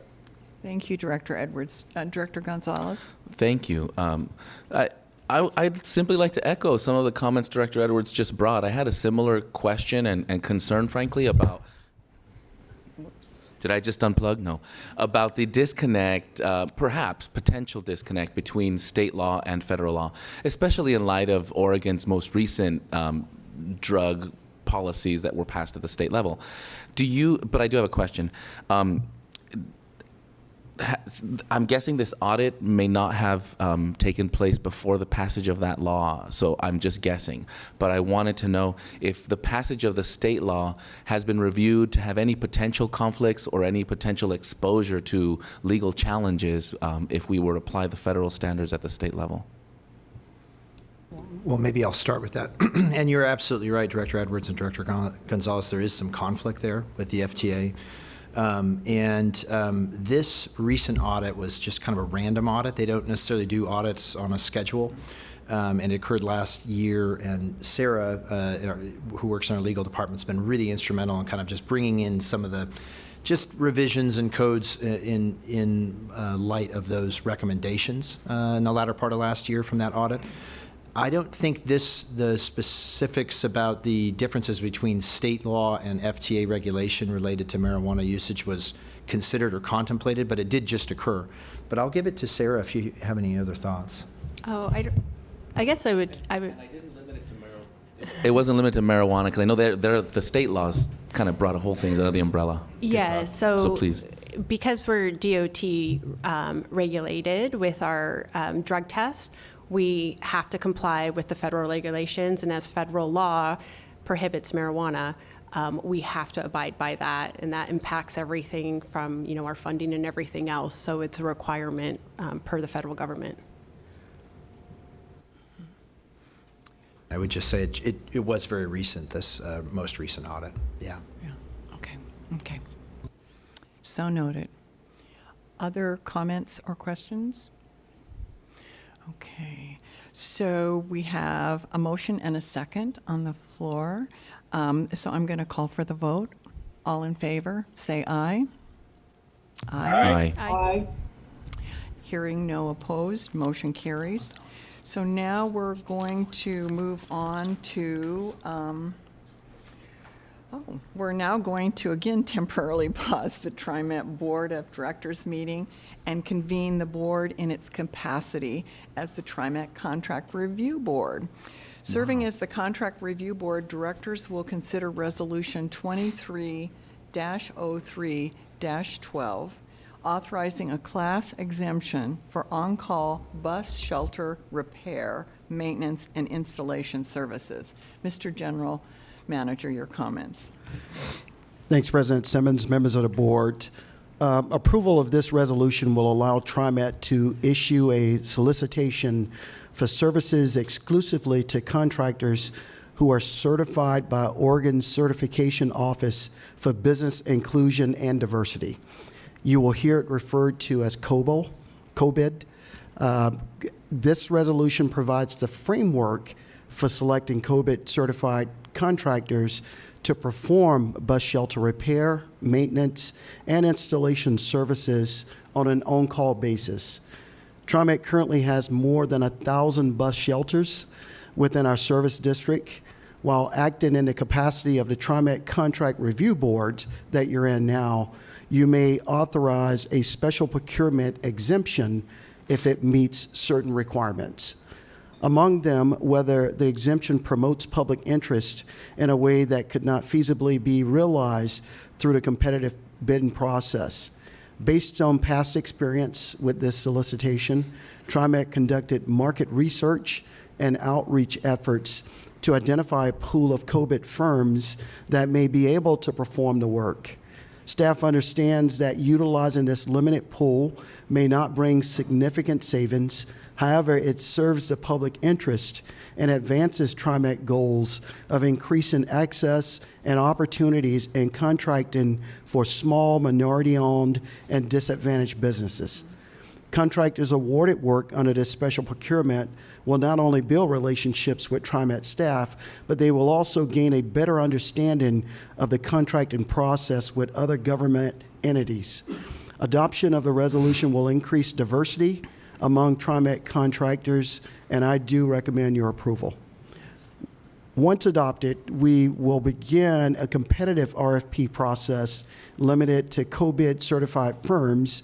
Bus shelter repair, maintenance, and installation costs are budgeted as part of the Facilities Management Department's annual operating budget. Thank you. And it's my understanding in reviewing the material for this resolution that one of the limitations of being able to secure sufficient firms was their lack of ability to have a place to store the material in order to do the repairs. And the agency has made a proviso for that so that potentially more firms will come forward and be able to perform the work. That's correct, and I have Les here if you have further questions about that. Okay, let's first ask if there's a motion to approve this resolution. So moved. Thank you, Director Edwards. Is there a second? Second. Thank you, Director Gonzalez. It's been moved and seconded. Now, are there any comments or questions? Director Gonzalez? Thanks. Thank you, President Simmons. I see you. I see it, Les. This is a fantastic proposal here. I really appreciate you bringing forward some creative solutions to not only address the need for the maintenance of the bus shelters and the limitations in the market, but to create what looks to me like a mechanism where we can really lean into building that supply chain. This is an interesting proposal that I really hope does create a more robust set of suppliers. And so I have a message for the market out there. Please, this is a fantastic mechanism that if you're a COVID certified firm or you qualify to be and are not yet certified, these are exactly the kinds of programs that are in place now so that your certification can help you get access to those opportunities. So I would encourage you to step up and lean into considering TriMet as one of your key clients as you grow your business. And if it seems scary to you, I have a second comment, and this goes to us in our programs. It's a hot market out there, and there's a lot of choices for a business that's ambitious and wants to grow in construction. So what are we doing as an agency to become an attractive client for them?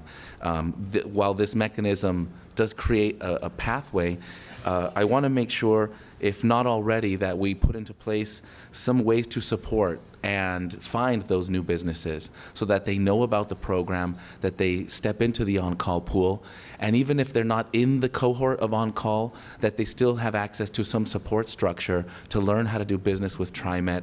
And for those that get on a contract, that we do support them so that that first contract doesn't render them, run them out of business or eats up the profit margins on that particular contract, so that they come out stronger, in a better position to continue to be vendors.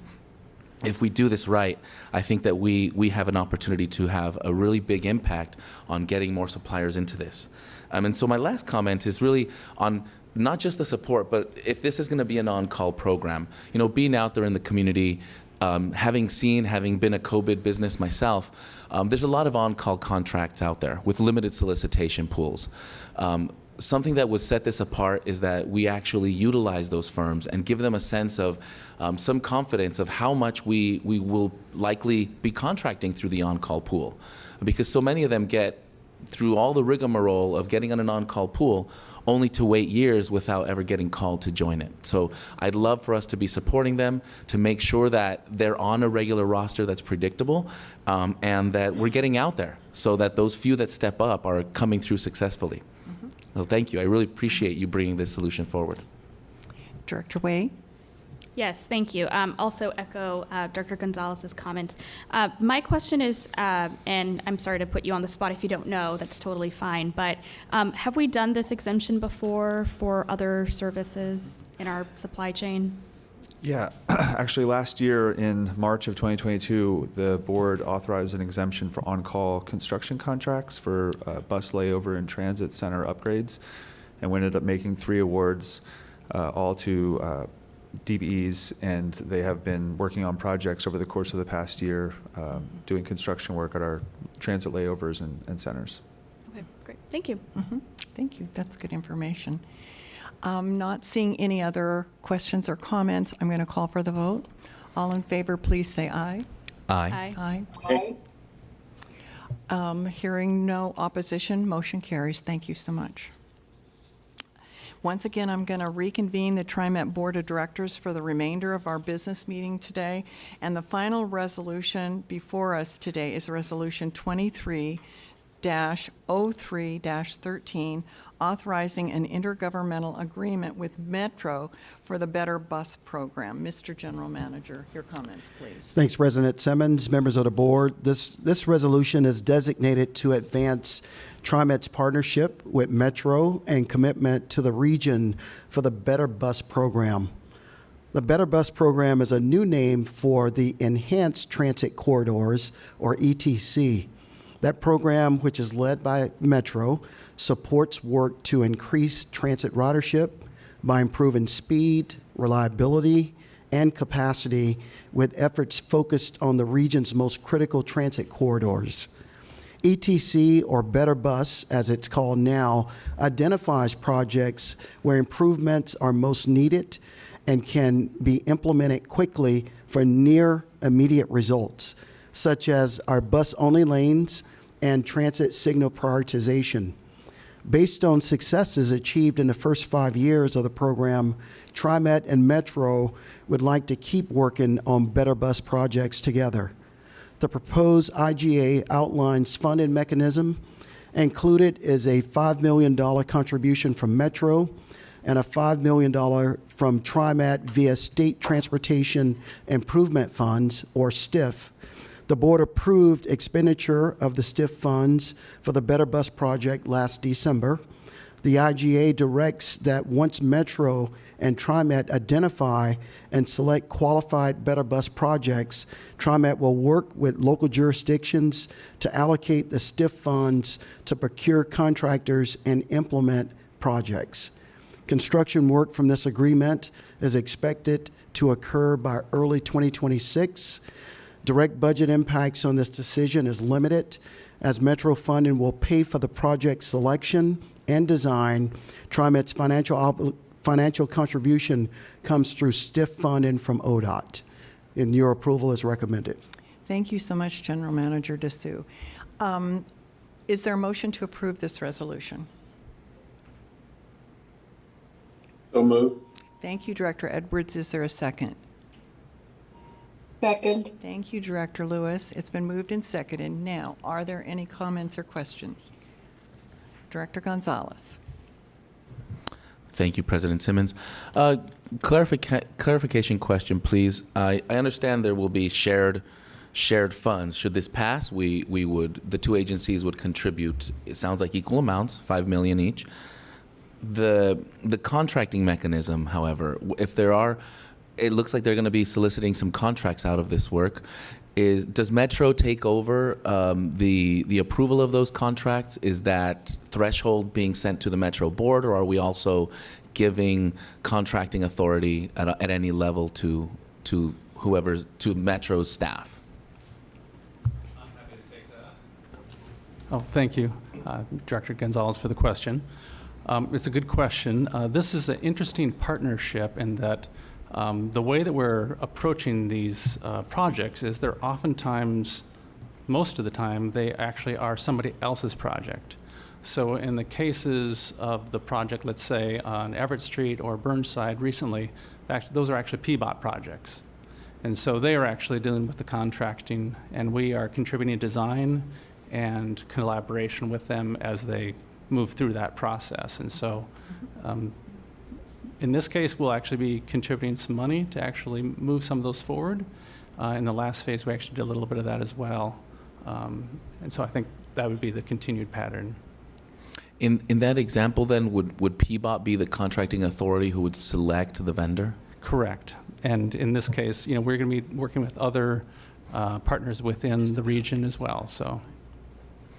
Thank you for clarifying that. And I'm slightly less familiar with some of the procurement standards that would be applied to this, but I would imagine that with respect to TriMet's values of equity, inclusion, and accessibility to these procurement opportunities, that some of the things that we've brought into contracting standards would be part of that selection criteria. Could you speak to perhaps whether that's taken place or whether there will be separate standards applied to this fund? I can't speak to it directly. In the last phase, I was not actually a part of that process. It's certainly something we could bring back to the board and inform you about. But I'll just add, though, contracting to date, if you recall, last month we were here approving the design and planning and design contract, and so that is meeting our standards and the participation goals. So. Good. Well, I certainly would love that TriMet keeps an eye on how these funds are allocated and through contracting, whether it's Metro, City of Portland, or TriMet that gets to award them. I think that making sure we have some community standards, some community benefit standards attached to them is really the important piece of this. I'll make sure we also follow up with both PBOT and Metro on the comments that you've made. Thank you. I don't see any other comments or questions, so I'm going to call for the vote. All in favor, please say aye. Aye.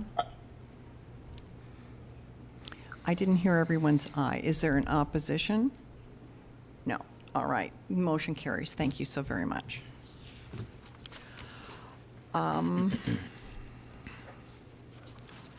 So that concludes the resolutions for today, but we do have 2 ordinances for first reading.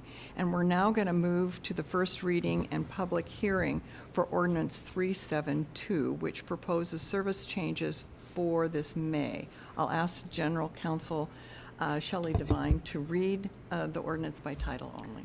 Thank you, Director Simmons. Ordinance number 372 of the Tri-County Metropolitan Transportation District of Oregon, adopting May 2023 service changes and revising route designations. This is the first reading and public hearing. Thank you. Before we hold a public hearing, Mr. General Manager, do you have or do staff have any additional comments? Yeah, thanks, President Simmons. Members of the board, if approved, we are prepared to make these adjustments in May of this year. So just a couple of months away. The 2 routes that would see the most significant changes are the Line 17, which serves parts of inner northeast downtown and southeast Portland. We're going to improve to the frequent service. And Line 70, which also serves inner northeast Portland through southeast Portland to Milwaukee, has an important route change that we will discuss. So here with me as Director of Mobility Planning and Policy, Tom Mills, and Planner Luke Norman. They're here with a closer look at changes and findings of the Title VI analysis. Great, thank Tom? you. Thank you, Director Simmons, President Simmons, and Board, and thank you, Sam. As Sam mentioned, we'll go to the next slide. As Sam mentioned, we would like to speak to you today about the ordinance to approve service changes to both lines 70 and line 17. And we'll go to the next slide, please. I'd like to first start with line 70. So line 70 is a line that we started looking at last summer. The line itself operates on Milwaukee Boulevard, and it goes through a freight crossing at 11th and 12th Avenues. It's a very busy freight crossing. The line is blocked several times a day, and sometimes for more than an hour. And when that occurs, we have to reroute the line up to Southeast 21st Avenue to Powell Boulevard in the southbound direction. In the northbound direction, we use the Martin Luther King Jr. Viaduct. But as a result, Line 70 has the worst on-time performance of any line on the system by far. Additionally, while looking at this and you know, what could we do about this, there were 2 collisions at Southeast Powell and 26th Avenue, one fatal, horrifically. The other was luckily just an injury, but it was a student at Cleveland High School. And this prompted a look, not just by TriMet, but by PBOT, by ODOT, spearheaded by Senator Taylor and Representative Noss, both of the Oregon legislature.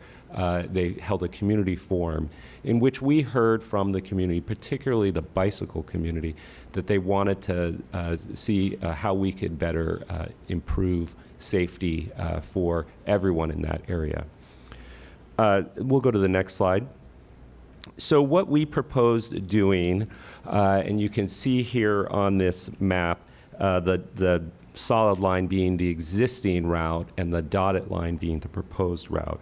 What we are proposing to do is to have the line operate on Milwaukee Boulevard to Southeast Powell Boulevard, turn east on Powell Boulevard to Southeast 21st, where we already currently operate buses, at least in the southbound direction today, during a freight blockage. And then operate north on Southeast 21st to Southeast Ladd, and then through Ladd back to its regular route. Now, I know you've heard some discussion about, well, you know, should we go to Southeast 26? Should we stay on Southeast 21st? There are a number of reasons we are choosing to recommend Southeast 21st. Southeast 26 already has bus service on it, line 10. And what we find with line 10 is that students, when they're in the southbound direction, when they come to school, they get off the bus, and rather than walk to the crosswalk, they walk behind the bus, cross the street mid-block, walking out from behind the bus into traffic to the school. And this is because the entrance of the school is mid-block. At the end of the day, likewise, students flood out of the school, they flood the street as they cross, and then go to the bus stop. We are concerned that adding more buses to this intersection will create more of that behavior. I will say that PBOT is looking at building an island and crosswalk mid-block to help address that, but it hasn't quite happened yet. Additionally, we are concerned about operating and turning buses through that intersection, which already has 2 bus lines going through it, lots of trucks, lots of bicyclists, lots of students crossing the street. One of the things we heard at the community forum, particularly from the bike community, was we don't want more large vehicles going through this intersection. So those are the primary reasons why we chose Southeast 21st. It's important to note that, as I mentioned, we currently operate on Southeast 21st in the southbound direction when we are blocked by the train. We'll go to the next slide, please. Now, the next improvement is to line 17, and this is actually a mitigation that came up during the outreach with the community, and particularly we heard from the ATU. Line 17 operates, line 70, which we were just talking about, goes by the Center Street garage. A lot of operators use line 70 to get to work as well as to get to their road reliefs. That's when an operator is using a bus to get to another bus line where they're going to start their day. And then, of course, at the end of the day, they may get off and also ride back. By moving the line 70 up to Milwaukee, that is further away from the garage today. But line 17, which also operates by the garage, we could increase the frequency of that, helping the operators get to work as well as get to their road reliefs. It also just so happens that line 17 is a very high ridership line with good productivity, and frankly is a kind of the next one in line to be upgraded to frequent service after the ones that we are going to be proposing in our next ordinance are upgraded. So it's perfect timing. Next slide, please. And if we were to, this is a map of our frequent service network as it is today, and if we were to upgrade line 17, that's what it would look like. Next slide. So the outreach for this actually occurred in 2 phases, but I will tell you that the outreach was for the line 70, not the line 17, because the line 17 came up as a mitigation as a result of the outreach. But the outreach first occurred when we were talking about all the Forward Together improvements. And I won't go through all of this, but you can see here that we conducted a survey during the Forward Together process in various languages, and we had almost 4,600 responses, as well as 7 open houses. 6 of them had a non-English translation occurred. Next slide. And then outreach, more focused outreach with community-based organizations and presentations to both TIAC and CAT. Next slide. Now, the second round of outreach you actually heard about earlier today from J.C. Vanetta. As J.C. had mentioned, we partnered with his department on conducting joint outreach on both the fare increase and the service changes. And so, as you can see here, and as you heard from JC, there was a survey in many languages and lots of outreach opportunities online, as well as a number of open house meetings, many of which were included translation to other languages than English. And the next slide, as well as focused outreach with community-based organizations. And then the final slide on outreach from TIAC and CAT. I would tell you that the responses we heard were great. We actually, I don't think I mentioned it in this. We did have a separate outreach for the Line 70 change with the Cleveland High School community. And so I can tell you that the general outreach, we heard 55% positive statements, 24% negative, and 21% neutral. And then when we looked at specifically the Cleveland High School survey, we had 61% positive response, 23% negative, and 16% neutral. With that, I'm going to turn it over to Luke Norman to talk about the Title VI report. Thank you, Tom. President Simmons and members of the board, the Civil Rights Act of 1964 provides the legal footing to ensure agencies are upholding the assurances under Title VI. FTA's Title VI circular requires TriMet to prepare and submit an equity analysis to the TriMet board, which I will review with you today. Next slide.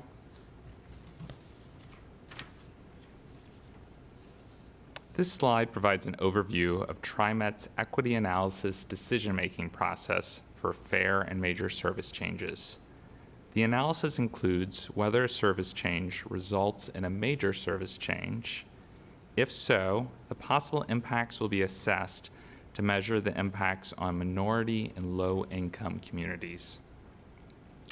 And if the assessment will result in an adverse effect for those Title VI populations, then alternatives to minimize or mitigate the impacts will be evaluated. Next slide, please. TriMet's disparate impact and disproportionate burden policies establish thresholds to evaluate possible impacts on minority and low-income communities. These policies are applied to line and system-level analysis, which I'll review with you today. Next slide, please. There are different methods to evaluate the different impacts of major service changes, including improvements, reductions, and other types of service changes. Since the May 2023 service changes would increase service, this analysis will focus on major service improvements. Next slide. For the May 2023 service change, one route, line 17, met the major service change threshold, which requires an evaluation of potential impacts. Changes to line 70 were too minor to meet the threshold and are not included in this analysis. Next slide. For minority populations, a major service improvement to a single line is considered to have a potential disparate impact if the minority populations within the line service area are at least 3% less than the minority populations of the TriMet district as a whole. Since the minority population impacted by the major service improvement is above the threshold, no potential disparate impacts were identified.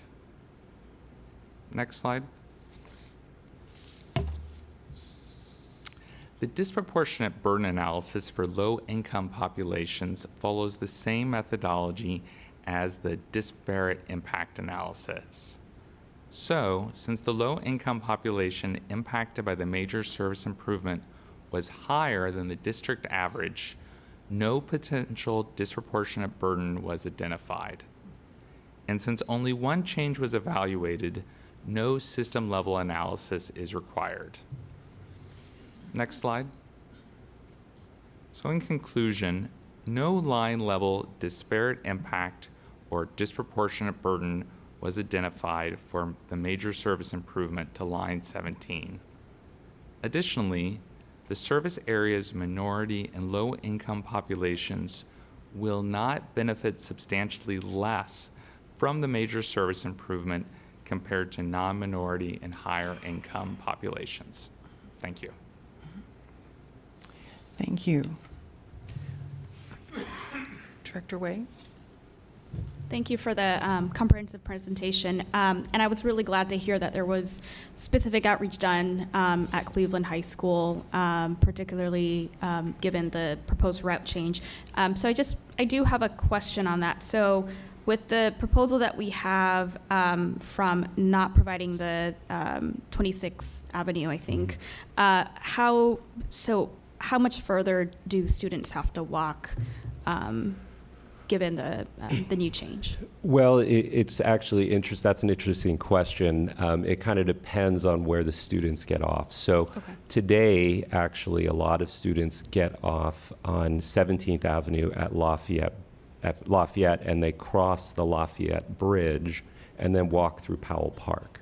So we estimate, and then they cross Powell Boulevard at 26th Avenue. So we estimate that's actually a longer walk than what we are proposing. What we're proposing is a 7-block walk, if I remember that correctly.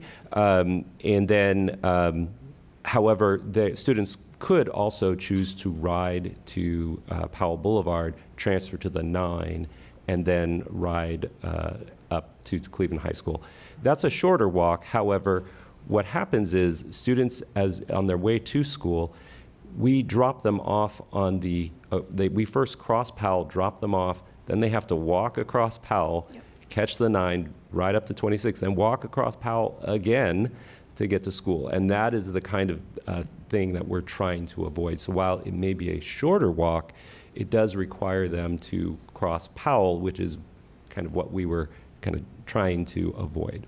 Thank you. And I just hope that as this proposal moves forward, that we do that type of public education, especially with the students in that community, just so that, they understand, right, that it's like this is a new change and this is how far you're going to have to walk.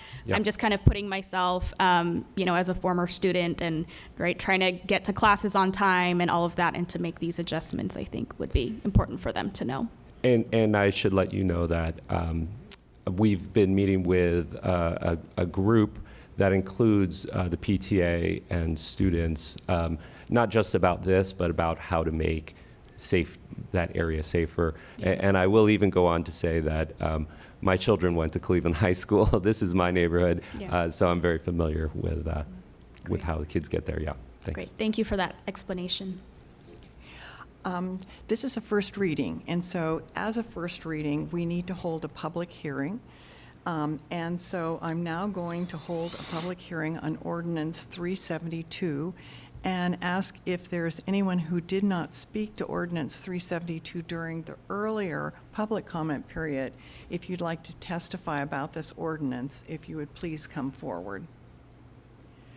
I can say no one has signed up to speak to it, so I don't see anyone coming forward. So, seeing no one coming forward, I will close the public hearing and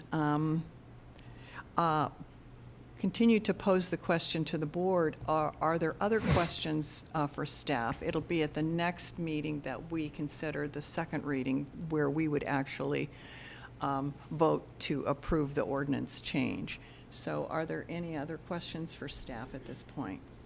Not for me. I don't have a question. I have a comment. I guess there was a submittal from a community organization. I think it was the actual neighborhood association that had submitted a written comment, and I just wanted to know if that had been taken into consideration. Have TriMet met with them and had discussions with them about the proposed changes? Yes, I have met with the Neighborhood Association and have had a good deal of communication with the president of the Neighborhood Association as well. Our staff also met with, there's some concern about a local business called People's Food Co-op in that area. Our staff has met with staff at People's Food Co-op. They walked around, looked at where the bus stops are proposed. And then we are also due to speak with the People's Food Co-op board on March 28th. I would also note that just yesterday I informed the president of the neighborhood association that we are open to looking at their proposal for bus stops. We have to look at them before we can say yes or no to them, but we are open to that, and approval of this ordinance does not, or the location of the bus stops are not contingent on this ordinance. So if come April, if you were to approve it, we would still have time to move bus stops around, although I hope we could resolve that issue before then. Okay. Thank you. Any other board questions or comments? Just to follow up to that, so the routing doesn't involve any safety concerns or any business concerns that were brought forward by the neighborhood association? We have had our bus trainers out there. I think we had a safety person there, but I'd have to go back and confirm. But we do not believe that there is a safety concern. We operate through similar conditions throughout the region. Our operators are trained to operate in this on this type of street, so we don't have safety concerns. In terms of the business, I was mostly concerned about the loading and unloading of the business. In talking to them, they do have a part of their property where trucks do enter, and then they have a portion that has 1 hour parking that they use for loading and sometimes block their driveway. So that wasn't, at least at the staff level, that wasn't an overwhelming concern. But again, we are willing to look at alternative bus stop locations if that is a bigger concern than what we initially heard. Okay. Thank you. Okay.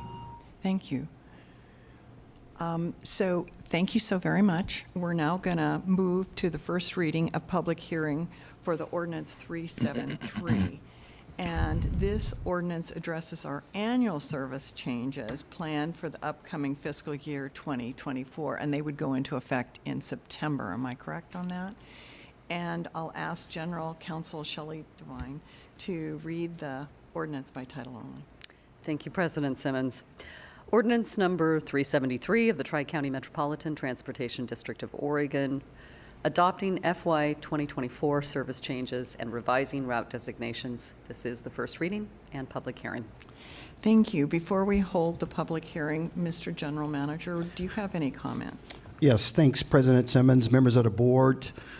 This ordinance contains some exciting news with this proposal here for our next fiscal year, which begins on July 1st. Included is the first big package of service improvements coming out from our Forward Together service concept. Remember, Forward Together is all about increasing ridership and bringing better service to areas considered low income to connect people with more places and better opportunities throughout the region. With these adjustments, we will begin restoring service hours. I want to say that again. We will begin restoring service hours that have been cut over the last 3 years, due first to COVID-19 pandemic and then our historic operator shortage. TriMet is ready to begin rolling out these changes, and we do anticipate having adequate operator staffing to support them. Adequate operator staffing to support them. Once again, I'll turn it back to you, Tom Mills and Luke Norman, to provide details.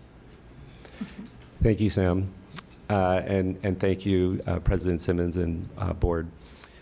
As Sam mentioned, we're very excited to bring an ordinance to the board that begins to restore the service that we cut during the pandemic. Unfortunately, we can't bring an ordinance restoring all the service, but we're making a big bite out of it. And that is because, as Sam mentioned, our operator shortage is easing thanks to the hard work done by a lot of TriMet staff to attract operators to our system. This ordinance will bring changes to 21 bus lines, and it's really the first set of lines that will be represent an implementation of Forward Together, the Forward Together plan. I'm excited to say that this will be a 7 percentage point increase in service. So we will go from approximately 21% down from our pre-pandemic levels to approximately 14%. Oh, I'm sorry, if we could go, that was on the slide that I just mentioned, and we'll go to the next slide. When deciding where to make the improvements, we set some priorities for ourselves. First and foremost, we need to restore ridership. We need to get more folks on the system, and so we are looking at improvements that we feel have the best chance to attract more riders to the system. We also, in doing so, we want to improve service to communities where people earn low incomes, restore some service to pre-pandemic levels. There are some route changes.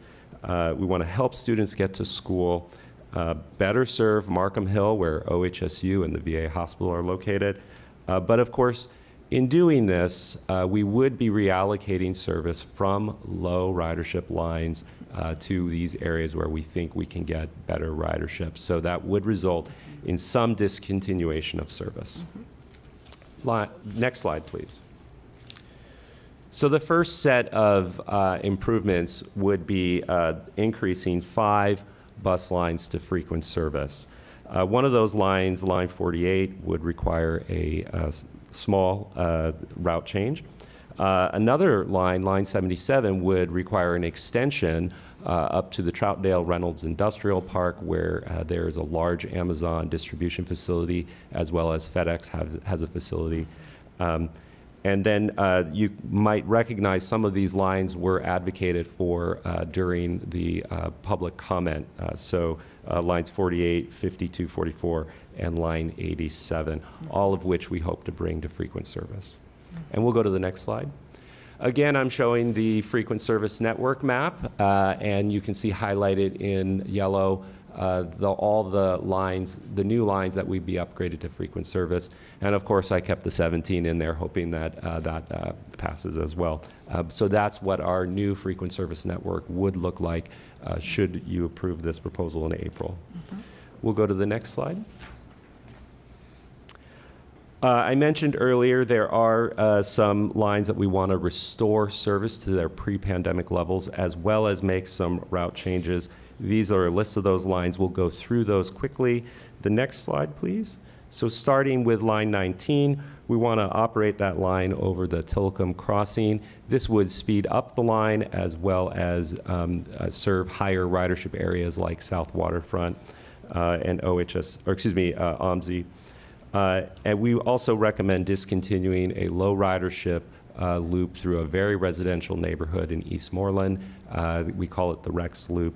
We only do this a few times a day, but really I looked it up just recently. We average 7 boardings a day, but yet we're inconveniencing a lot more folks when we do that. And then, of course, we would upgrade this service to 30-minute service. It's pre-pandemic level. Next slide. Line 35, south of the Selwood Bridge to Lake Oswego along Riverside, we don't get a lot of rides, and what we're recommending doing is still serving it, but alternating trips and having every other trip served to Williger. By doing this, we could operate by Lewis and Clark College, and as well as some commercial areas on Taylor's Ferry Road. And then also we recommend restoring this service to its pre-pandemic level of 30-minute service weekdays. Next slide. I mentioned earlier when talking about line 48 that there would be a small route change as well. This is really a swap. Line 48 today operates on Cornell Road to Cedar Hills Boulevard, and line 62 operates briefly on Cornell to Barnes Road. We would just switch those so that the 48 goes to Barnes and the 62 goes to stays on Cornell longer. The reason for this is with the increase of line 48 to frequent service, we want to make sure that that is operating through an area that has higher density housing and commercial, and so we can maximize the ridership on that and better serve that community. So that is the rationale for that route change. Next slide. Line 94 is a line today that operates locally between Sherwood and Tiger Transit Center, and then north of Tiger Transit Center, it operates in a limited stop, almost express fashion to downtown Portland. It is overlaying the existing Line 12 frequent service in this area. And through Forward Together, we identified a number of these lines that were, pre-pandemic, designed to get people from the suburbs to downtown Portland for work every day. We've seen ridership on these lines drop as people work from home. And so what we're proposing is actually just maintaining the local portion between Sherwood and Tiger Transit Center, but increasing the frequency. So instead of running every half hour, it would run every 20 minutes. Next slide. And then the last major route change in this segment is line 99. As you can see in the map, there's quite a bit of a gap between the northbound and southbound directions. That's the solid line. And what we would like to do is change the route so that the line 99 goes through South Waterfront. The southbound direction is only 1 block away from the northbound direction. And in doing so, it allows us to better serve a high density, both residential and employment area. The next set of changes is to look at how we can better get students to school. We'll go to the next slide. Line 39, Lewis and Clark. I mentioned earlier line 35 serving Lewis and Clark. By doing that, that allows us to kind of free up line 39 to serve an area of Southwest Portland that doesn't have service today. And we hear a lot about from families wanting to get their students to Ida B. Wells High School. So we would be able to do this. Line 39 to Lewis and Clark doesn't get a lot of rides, so we think that we can actually get more doing this. Next slide. Line 51, it operates up in the West Hills, and today it serves Lincoln High School, and it does a loop through downtown Portland. What we would like to do is actually extend it further down the hills to serve Ida B. Wells High School, and then turn around in the Burlingame area. In doing so, though, we would shift it a bit, and so we wouldn't do the loop through downtown. Again, the downtown portion doesn't have the majority of the demand. The majority of the demand are students getting to school, and we would still be able to maintain that. Next slide. And as I mentioned earlier, another priority was to improve service to Markham Hill. We'll jump to the next slide. And I think you've seen this slide during the Forward Together presentations. What we would like to do is take two lines, lines 56 and 43, and operate those up Markham Hill to OHSU and the VA hospital. Today, from Washington County and Southwest Portland, the only way to get to OHSU is either one of the peak hour, rush hour only, weekday only lines, or you ride all the way downtown and you have to go up. By doing this, we would provide all-day service to the Hill from Washington County, from Southwest Portland, and by having them both go together, we could offset them, so we actually would have frequent service between Hillsdale and the top of the hill. So that's where we are with that. And the next slide. And as I mentioned, in order to make these, we are looking to discontinue some lines and reallocate those service hours to lines and areas where we think we'll get more ridership. And you can see here the boardings per hour are quite low on these lines. Next slide. And we're just about done here. There are some name changes, which is required by ordinance. And you can see as we change some routes and where they go, we want to change the name so that people can understand better where the bus line goes. And then, as you know, the next set of slides are the outreach. It is the same outreach we went over in the last group of slides, so I won't go through all of it. But just to let you know, We initially made these proposals in the fall through Forward Together outreach, and then again partnering with Public Affairs Department on the fare increase. So if we could jump ahead to the Title VI slides, and while we do that, I will mention we did hear quite a bit from folks. As you can imagine, when you change a line, when you move a line, when you discontinue a line, you do hear negative comments. Sometimes when you make improvements, you don't hear very much, and it's a little surprising.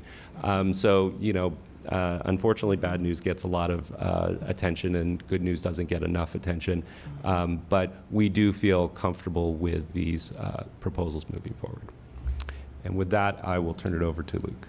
Thank you, Tom. President Simmons and members of the board, I'm here to review the FY24 Annual Service Plan Equity Analysis in accordance with the requirements outlined in FTA's Title VI Circular. Next slide.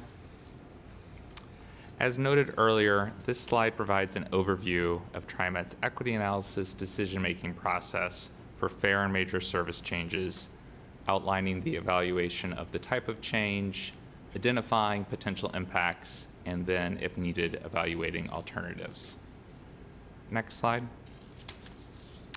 So as noted earlier, all our policies help us determine possible impacts for our low-income and minority communities.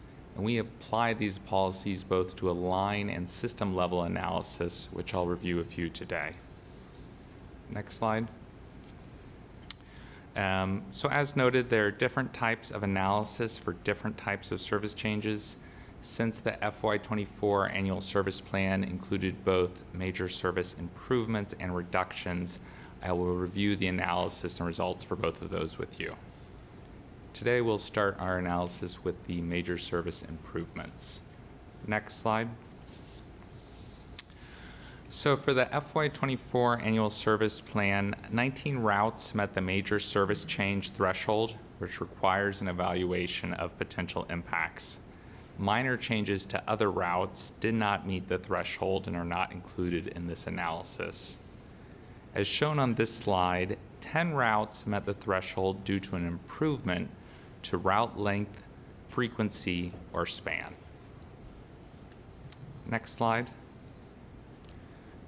So as an overview of the major service improvement analysis we'll be reviewing today, there were 6 potential line level impacts for minority communities, 1 potential line level impact for low income communities, but no system level impacts for minority or low income communities. Next slide.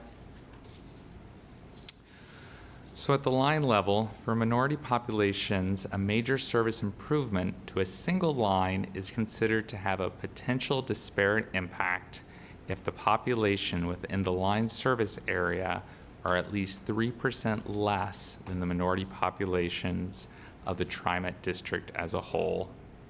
Since the minority population identified for lines 19, 35, 43, 51, 54, and 56 were 3% lower than the district average of 32%, these were identified as potential disparate impacts, which will be further examined in our system-level analysis. Next slide. The disproportionate burden analysis for low-income populations follows the same methodology as the disparate impact analysis. So, since the low-income populations identified for line 43 were 3% lower than the district average of 16.8%, this was identified as a potential disproportionate burden, which will be further examined in our system-level analysis. Next slide. At the system level, our analysis measures the impacts of the combined improvements to determine how equitably these benefits are spread across Title VI and non-Title VI populations. For minority populations, a potential system-level disparate impact would exist if 20% less of the district's minority than non-minority population received the benefit of these improvements. Since a larger percentage of the district's minority population than non-minority stand to benefit from these improvements, these findings do not result in a disparate impact. Next slide. Excuse me. And for low-income populations, a system-level disproportionate burden would exist if 20% less of the district's low-income than higher-income population received the benefits of these improvements. Since a larger percentage of the district's low-income population stands to benefit from these improvements, these findings do not result in a disproportionate burden. Next slide. Now we'll review the major service reduction analysis. Next slide. For the FY24 annual service plan, 9 routes met the major service reduction threshold due to a decrease in route length, frequency, span, or elimination, as shown on this slide. Next slide. As an overview of the service reduction analysis and results, while 2 potential line level impacts were identified for low-income communities, no system level impacts for minority or low-income communities were identified.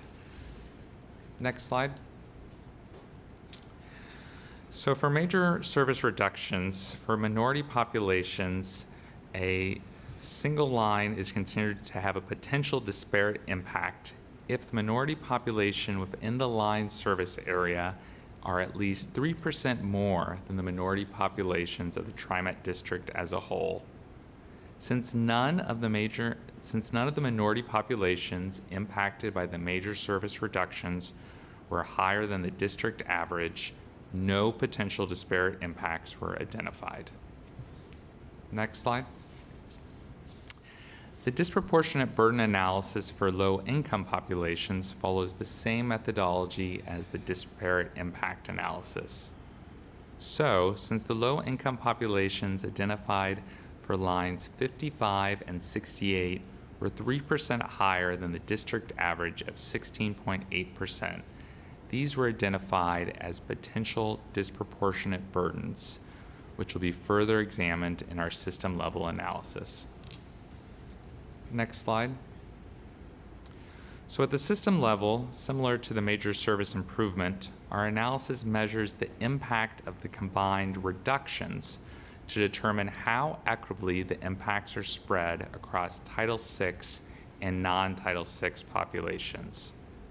For minority populations, a potential system-level disparate impact would exist if 20% more of the district's minority than non-minority population received the impact of these reductions.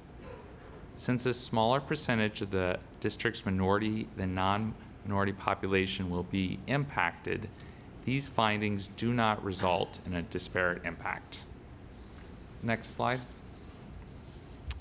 And for low-income populations, a system-level disproportionate burden would exist if 20% more of the district's low-income than higher-income population received the impact of these reductions. While a slightly higher percentage of the district's low-income populations will be negatively impacted, it's less than the established threshold, so these findings do not result in a disproportionate burden. Next slide. In conclusion, no system-level disparate impacts or disproportionate burdens for the major service improvements or major service reductions were identified. So, a greater share of the region's minority and low-income populations stand to benefit from the major service improvements compared to non-minority and higher-income populations.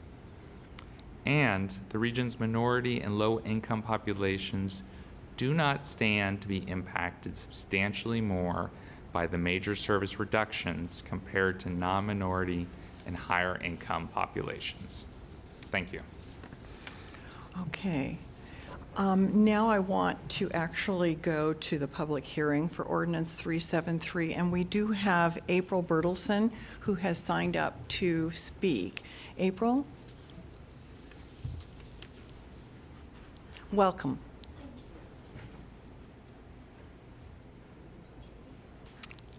Good to have you.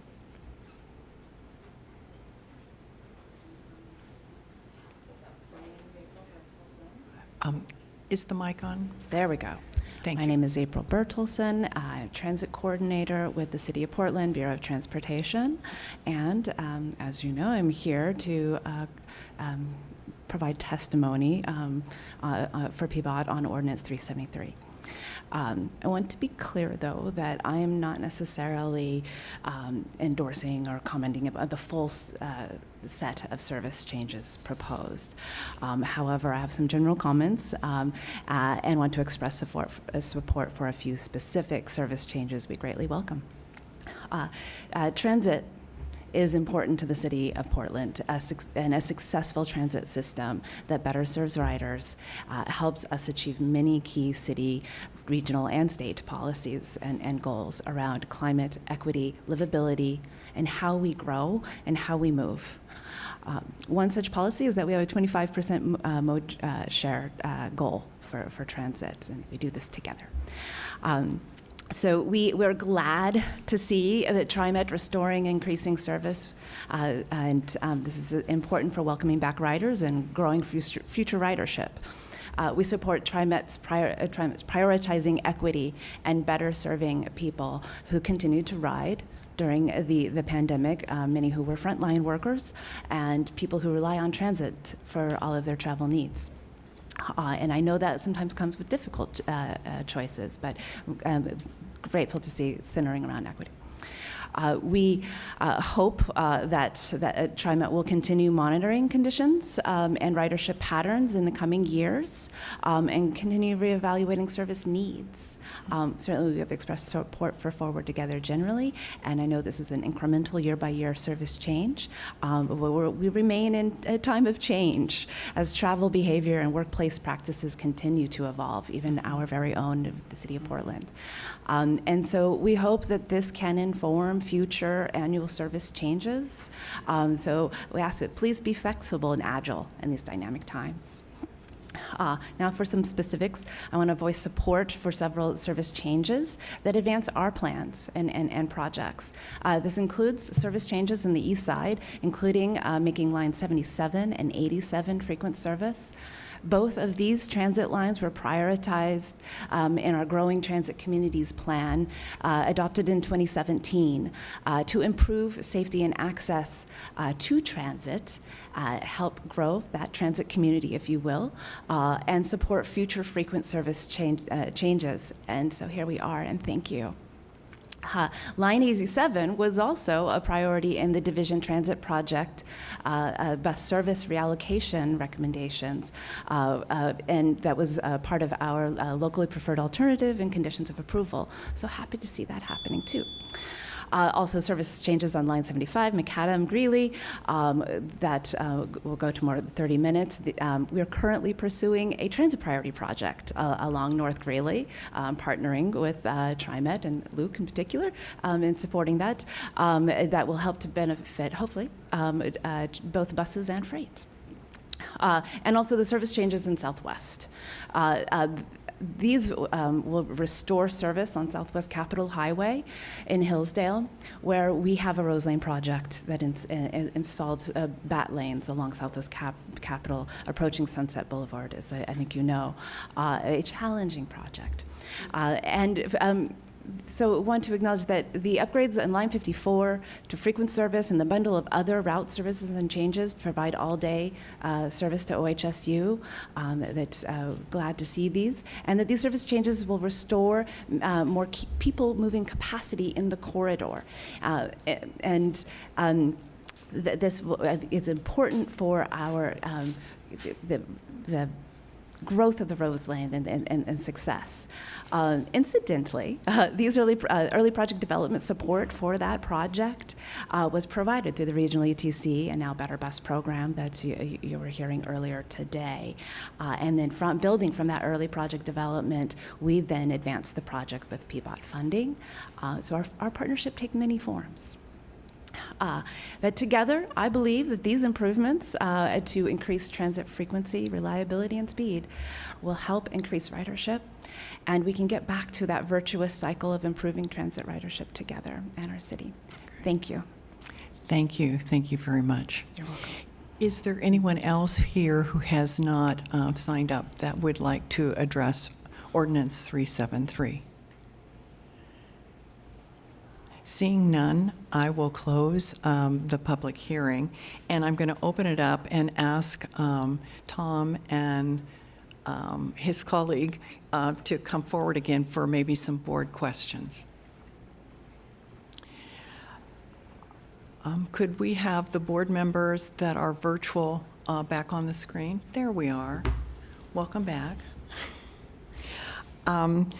I'll now pose the question to the board. Are there any other questions or further discussions on 373? Director Gonzalez? Thank you. Appreciate the opportunity, President Simmons. Thank you for the presentation. A lot of information, a lot of changes, a lot of outreach, and a lot to digest. So, you know, the fact that we all, as board members, represent different districts leads me to hyper-focus on my particular district, and perhaps my board members will share this interest in just making sure that if there's anything within these service plans, is there anything within districts that you wish would have advanced further, or is there anything we can do to build the momentum or ensure that any risks to momentum are addressed within our districts? Yeah, is there anything that we can do as board members to help and support the collaboration with our agency partners within our collective districts? Thank you for that question. The first part of your question I'll answer first, which is yes, there are a lot of things I wish we could have kept put into this proposal, but we're just not there yet with the operators. But I am excited about the size of the proposal that we do have. And then the second part of your question of how you can help us, and in a way that's really a call to action on our end to ask you, reach out to you, and ask you to join us in our efforts when speaking with the community, when speaking with jurisdictions, at open house meetings, et cetera, to help us generate the excitement that there is for these improvements. Thank you. I appreciate the work, and I know that as we transition from the community outreach focus into implementation, this is where the rubber meets the road with our agency partners. So I encourage our agency partners within the footprint to lean into this work. Thank you to PBOT for showing up and expressing what I think throughout our district boundary all share. We want this system to work well, to be robust, because it is going to be a vital source of revitalization as we come around past the pandemic. Thank you. I agree. Yes. I'm starting to have less time to have influence here. So one of the things that has been on my mind since I joined the board that we never discuss, and I realize it has to do with frequency. Mm-hmm. But what would make transit more viable for people is the length of time it takes to get from point A to point B. And I realize it changes. It changes based on traffic, it changes on frequency, it changes on all of that. But I think to the extent when we make service changes, if we could give an approximate that would give people who think that it would take a lot longer to use transit, to have a better sense of it as being a viable option for them as an alternative. And I know how difficult that is, but You know, it should be easier on Max. It's less easy on bus, but it's not impossible. And I'm reminded of our former board member, Travis Stovall, who talked about getting on his bike in Gresham and beating the bus downtown on his bike. And part of it also has to do with the frequency of bus stops. And so I think when we look at service changes, we have to consider the bus stops, how much time it takes, is it a viable alternative? Because I can tell you right now, when I don't ride, it's because it would take me an hour and a half to get someplace, and instead of 15 minutes in my car. So that's got to be part of service planning in the future. And as much as I've talked about it, we've never been able to try to grapple that issue, and I do think it needs to be addressed. And so that's my claim to ask you. Sure. That to try to find a way to give an approximate, not a guarantee, but an approximate, both for light rail and bus, particularly FX. And I realize the FX has issues with the train, stopping it. Maybe we need to look at another route for FX if we really want that to be the frequent service to downtown. So service changes, providing access is one piece, providing reliability is one piece, providing expediency is a piece, and we never talk about the expediency piece. So I ask that that be an equation that you think about in future, and see if you can't come up with some approximates. Sure. Thank you. So any other comments or from board members? I don't see any. All right. Well, thank you. Thank you very much. This is really exciting. I'm excited to see some of the progress of Forward Together, and I look forward to future ones, because I think there is some excitement throughout the district with some of the proposals. I know that because of staffing shortages, we can't do more, but this is a great start, so thank you. Thank you. Okay, so as there's no other business to come before the board today, I'm going to adjourn the business meeting. And on our next regular scheduled meeting is Wednesday, April 26th. However, we do have a board meeting on the 29th, which I think is on everyone's calendar. We do have one item yet on the board's agenda, and it's a board briefing.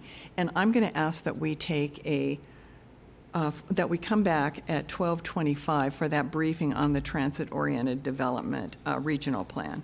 So let's take that short break, come back at 12:25.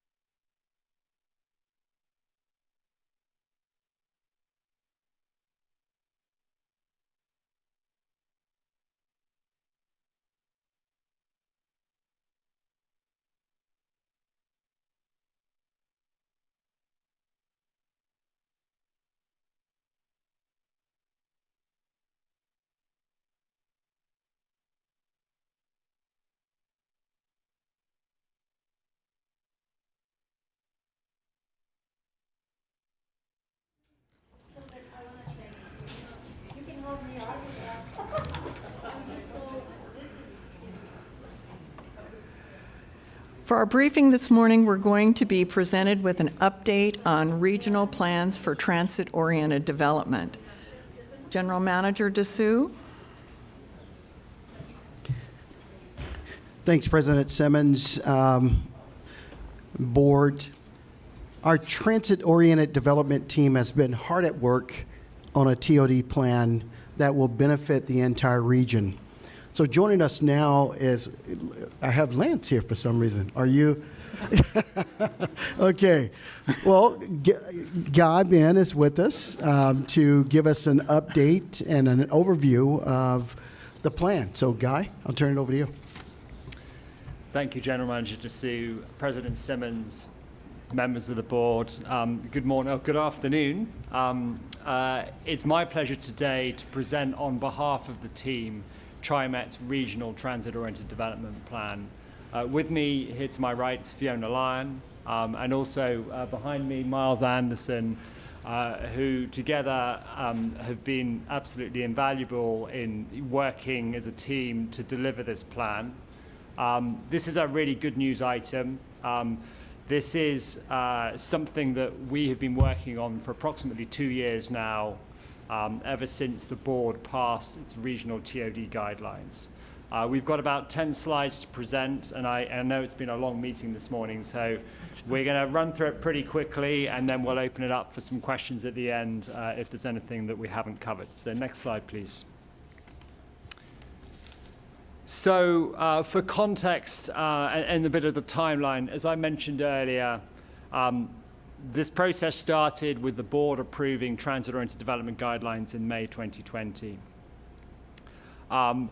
These guidelines set TriMet's overarching principles for transit-oriented development. And the guidelines were produced with extensive stakeholder engagement, throughout which we heard a desire for transparency and accountability as to what the agency is doing for transit-oriented development. So following the application or the adoption of the guidelines, we applied in the fall of 2020 for a ODOT, Oregon Department of Transportation, Transport and Growth Management grant to produce the plan, and we were awarded that grant in the spring of 2021. We have today with us as well, we have Glenn Boland, who's planner for Region 1 of ODOT, and again has been absolutely instrumental in helping us deliver and provide this plan.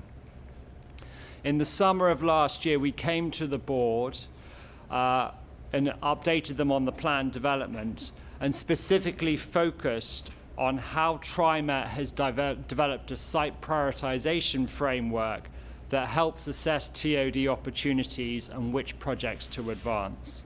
We're not going to go back into that detail today, but we're going to show you where it fits within the plan.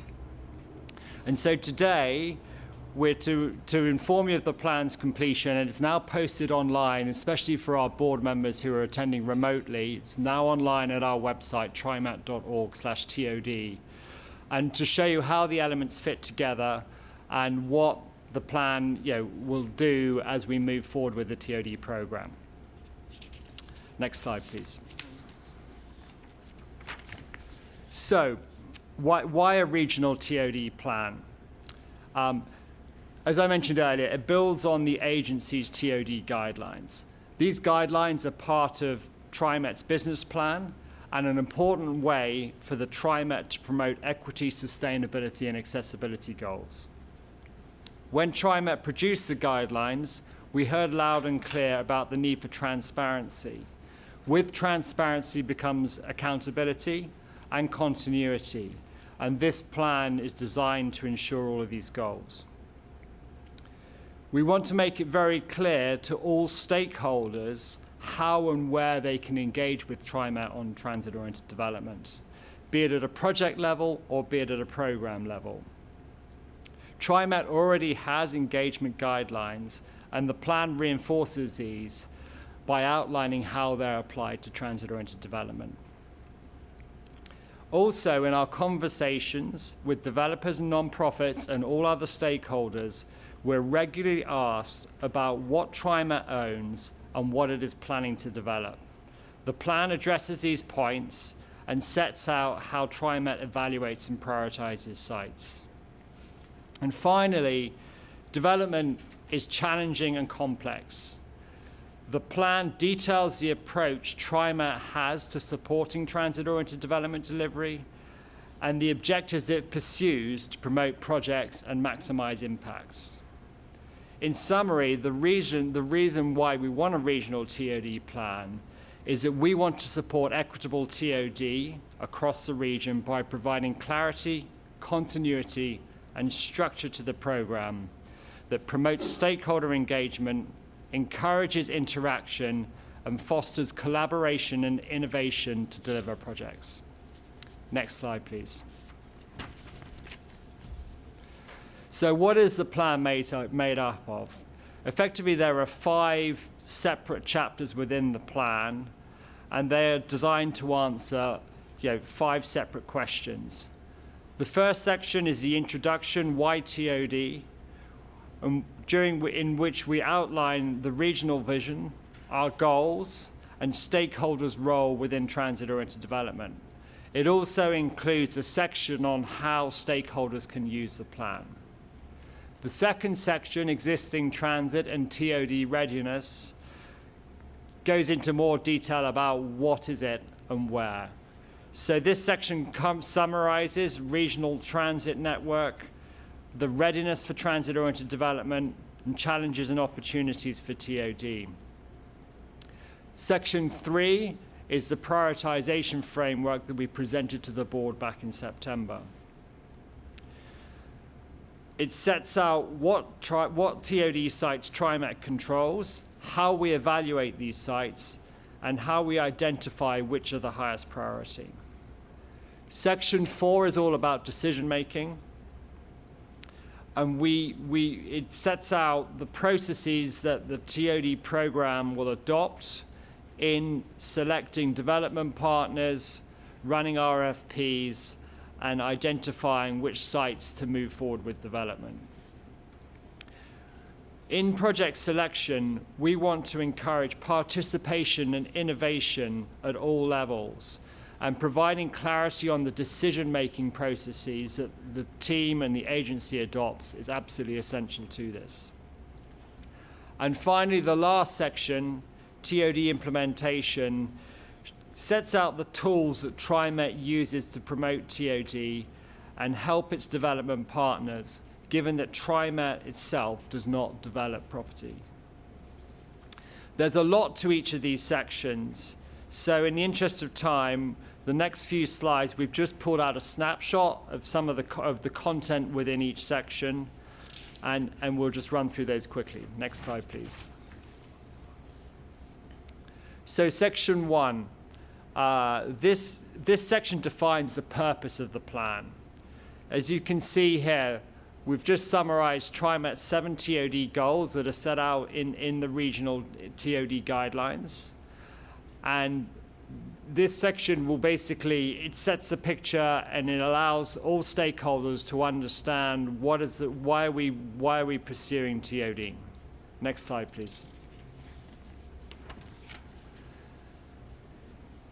Chapter 2 summarizes where the plan fits in within the regional network and framework. And this slide here, as you can see from the graphic, it shows where the regional TOD plan sits within the hierarchy of plans across the region. So at the top of the triangle, you have states and macro-regional plans and land use plans that are defined by metro, by the state, or by the cities themselves. TriMet doesn't have land use or planning authorities, so we sit below that, but we can guide what happens around our station areas within that framework of plans.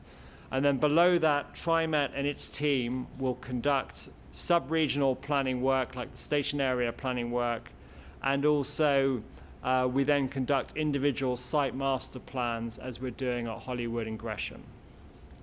Next slide, please. Chapter 3 is the framework we use to prioritize transit-oriented development sites. And this is just one graphic from within the chapter. We've spoken previously about the dynamic screening processes that we use, and this is identified in step 3 of this graphic. And it's important to recognize that these processes are designed to be replicable, consistent, and flexible so that TriMet can adjust to changing circumstances in a proactive and organized way. Next slide, please. This is a graphic from Chapter 4, which is project development, i.e. who conducts TriMet, who does TriMet select to conduct transit-oriented development as its partners. And this graphic specifically covers the solicited proposal process. And as I said, the point of this chapter is to bring clarity to the decision-making processes that TriMet adopts as it goes about implementing the TOD program. It's important that we provide this clarity to encourage stakeholder engagement. It helps participants understand what to expect. Managing expectations, so far we've discovered in sort of executing the program, managing expectations at all levels is absolutely essential, as misunderstandings and misconceptions cost time and money and can lead to project failure. Next slide, please. And so the last chapter covers TOD implementation. And as we said previously, development is complex and difficult and costly. So this section sets out what tools TriMet uses to deliver TOD and what tools are available. It has sections covering financing tools, regional strategies, parking strategies, and mobility strategies. It is also very relevant to developers who are looking to build TOD projects on private land adjacent to TriMet infrastructure and not necessarily on TriMet infrastructure. TriMet wants to promote all equitable TOD projects.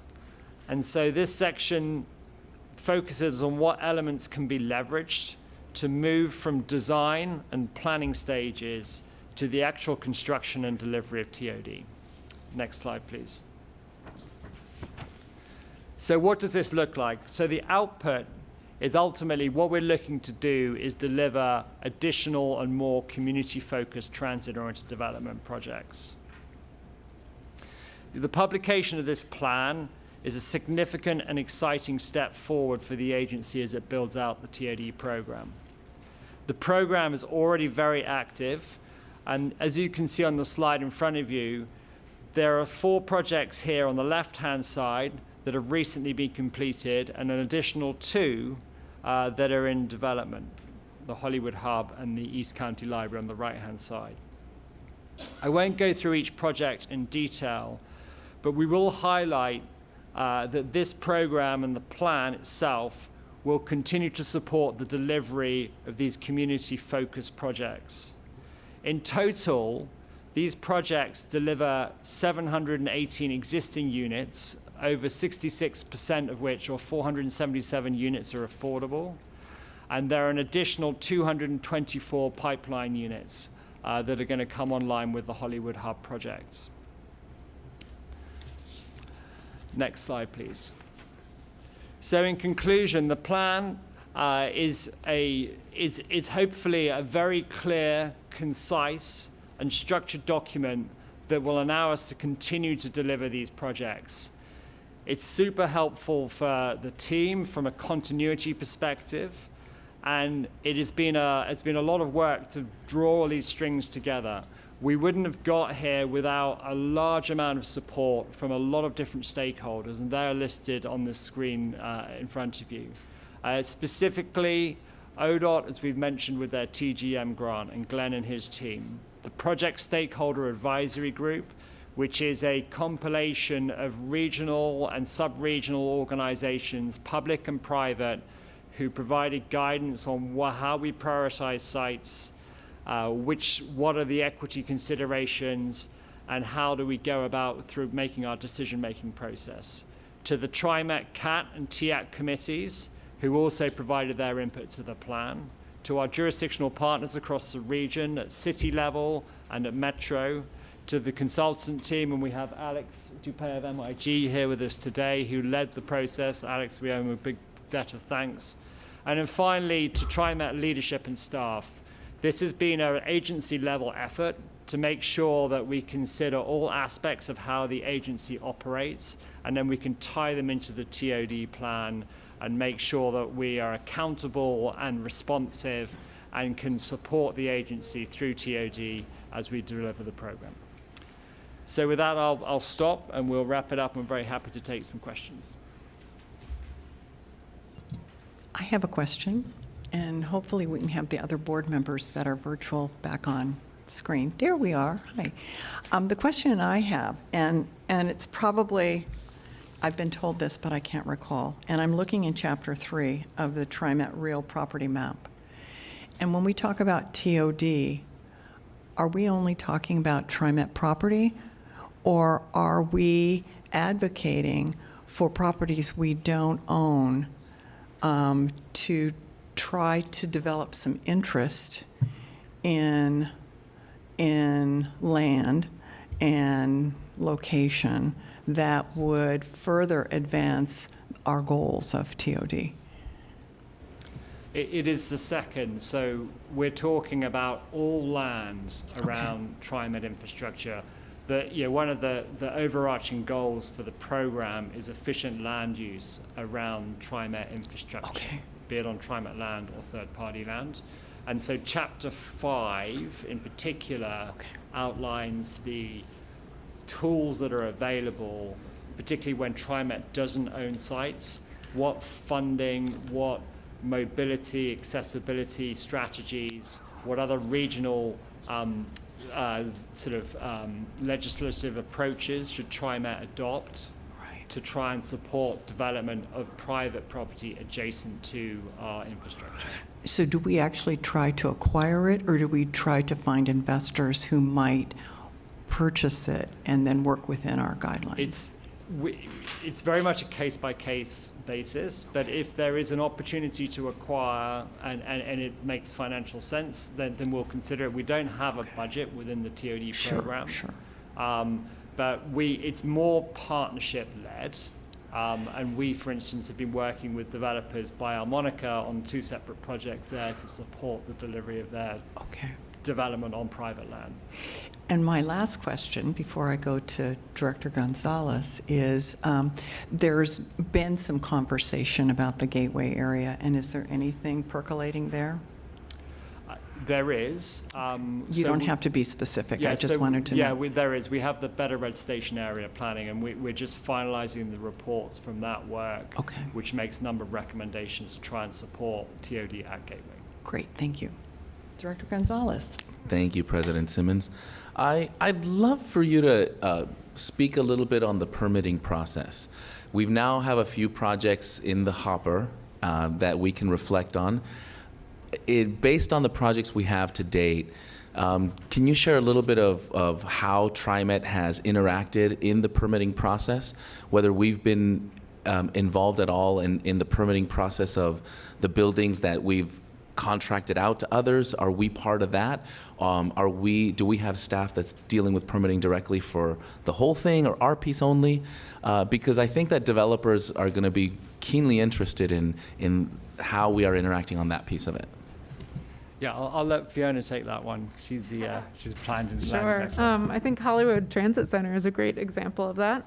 It's an incredibly complicated project. There's multiple pieces and funding sources. I will say we've been working really closely with the City of Portland. They've been immensely helpful, really just trying to help us understand what the permitting landscape looks like, really help us expedite permits based on the affordable housing units that we're delivering there. That is a Portland Housing Bureau funded piece of the project. And so, it really is that partnership where if we're able to kind of leverage, we both win when the project gets delivered sooner. So yeah, I think the permitting piece is definitely complicated, but we're trying to find these relationships. And I think for this specific project, we're doing monthly meetings, just checking in and kind of looking at things coming at us. So it's been super productive. My hope is that our agency partners lean into helping us find those pathways. If we do this right, we're going to run into moments where some of these projects are bumping up against existing land use because we didn't write those rules with this kind of urban land use in mind. So I'd say, please. Oh, yes. And I'll close up because I know Director Edwards has a comment. But thank you for the work you're doing. I certainly hope our jurisdictional partners, our permitting agencies, are willing to lean into this work. I highly encourage TriMet to proactively engage with them in advance of potential developers bringing an actual project, because these FAR transfers and things will all come up. Director Edwards? Thank you, and I'm sorry, Ozzy, for cutting you off there, but I guess my major concern is, do we leverage our influence to make sure that these, because the majority of these structures are affordable housing, and I'm wondering, do we leverage our influence with the developers so that we don't have second generation families that are having to experience affordable housing? In other words, what programs do we try to encourage to make sure that they have in place so that, again, the second generation don't necessitate affordable housing? Thank you, Director Edwards. So within the guidelines that TriMet passed and then sort of manifested through into the plan is a goal to deliver mixed income and mixed use projects, and where possible, we are looking to bring commercial activity and opportunities to the areas around our transit network. And I think the Gresham Library is a good example of that. That is a site that was underused as a park and ride. This is, the East County Library at the Gresham City Hall. Underused park and ride, one stop from a large parking garage. The county has a library requirement which provides not only employment but also obviously a lot of education and community services. But rather than sell the entire site to the county, we worked pretty hard with the county, and they've been great partners to basically persuade them to take a smaller site, put below grade parking, and reserve the remainder of the site for housing. And that's, whether that's workforce or affordable housing, we still to get there. But that's where the two interact with each other, and it creates that employment and opportunity for the community to basically improve their quality of life, their income, and make sure that we don't have this virtuous cycle of poverty, if that makes sense. Yes, it does. And thank you very much for that. And I apologize, I'm going to have to leave the meeting, but thank you again.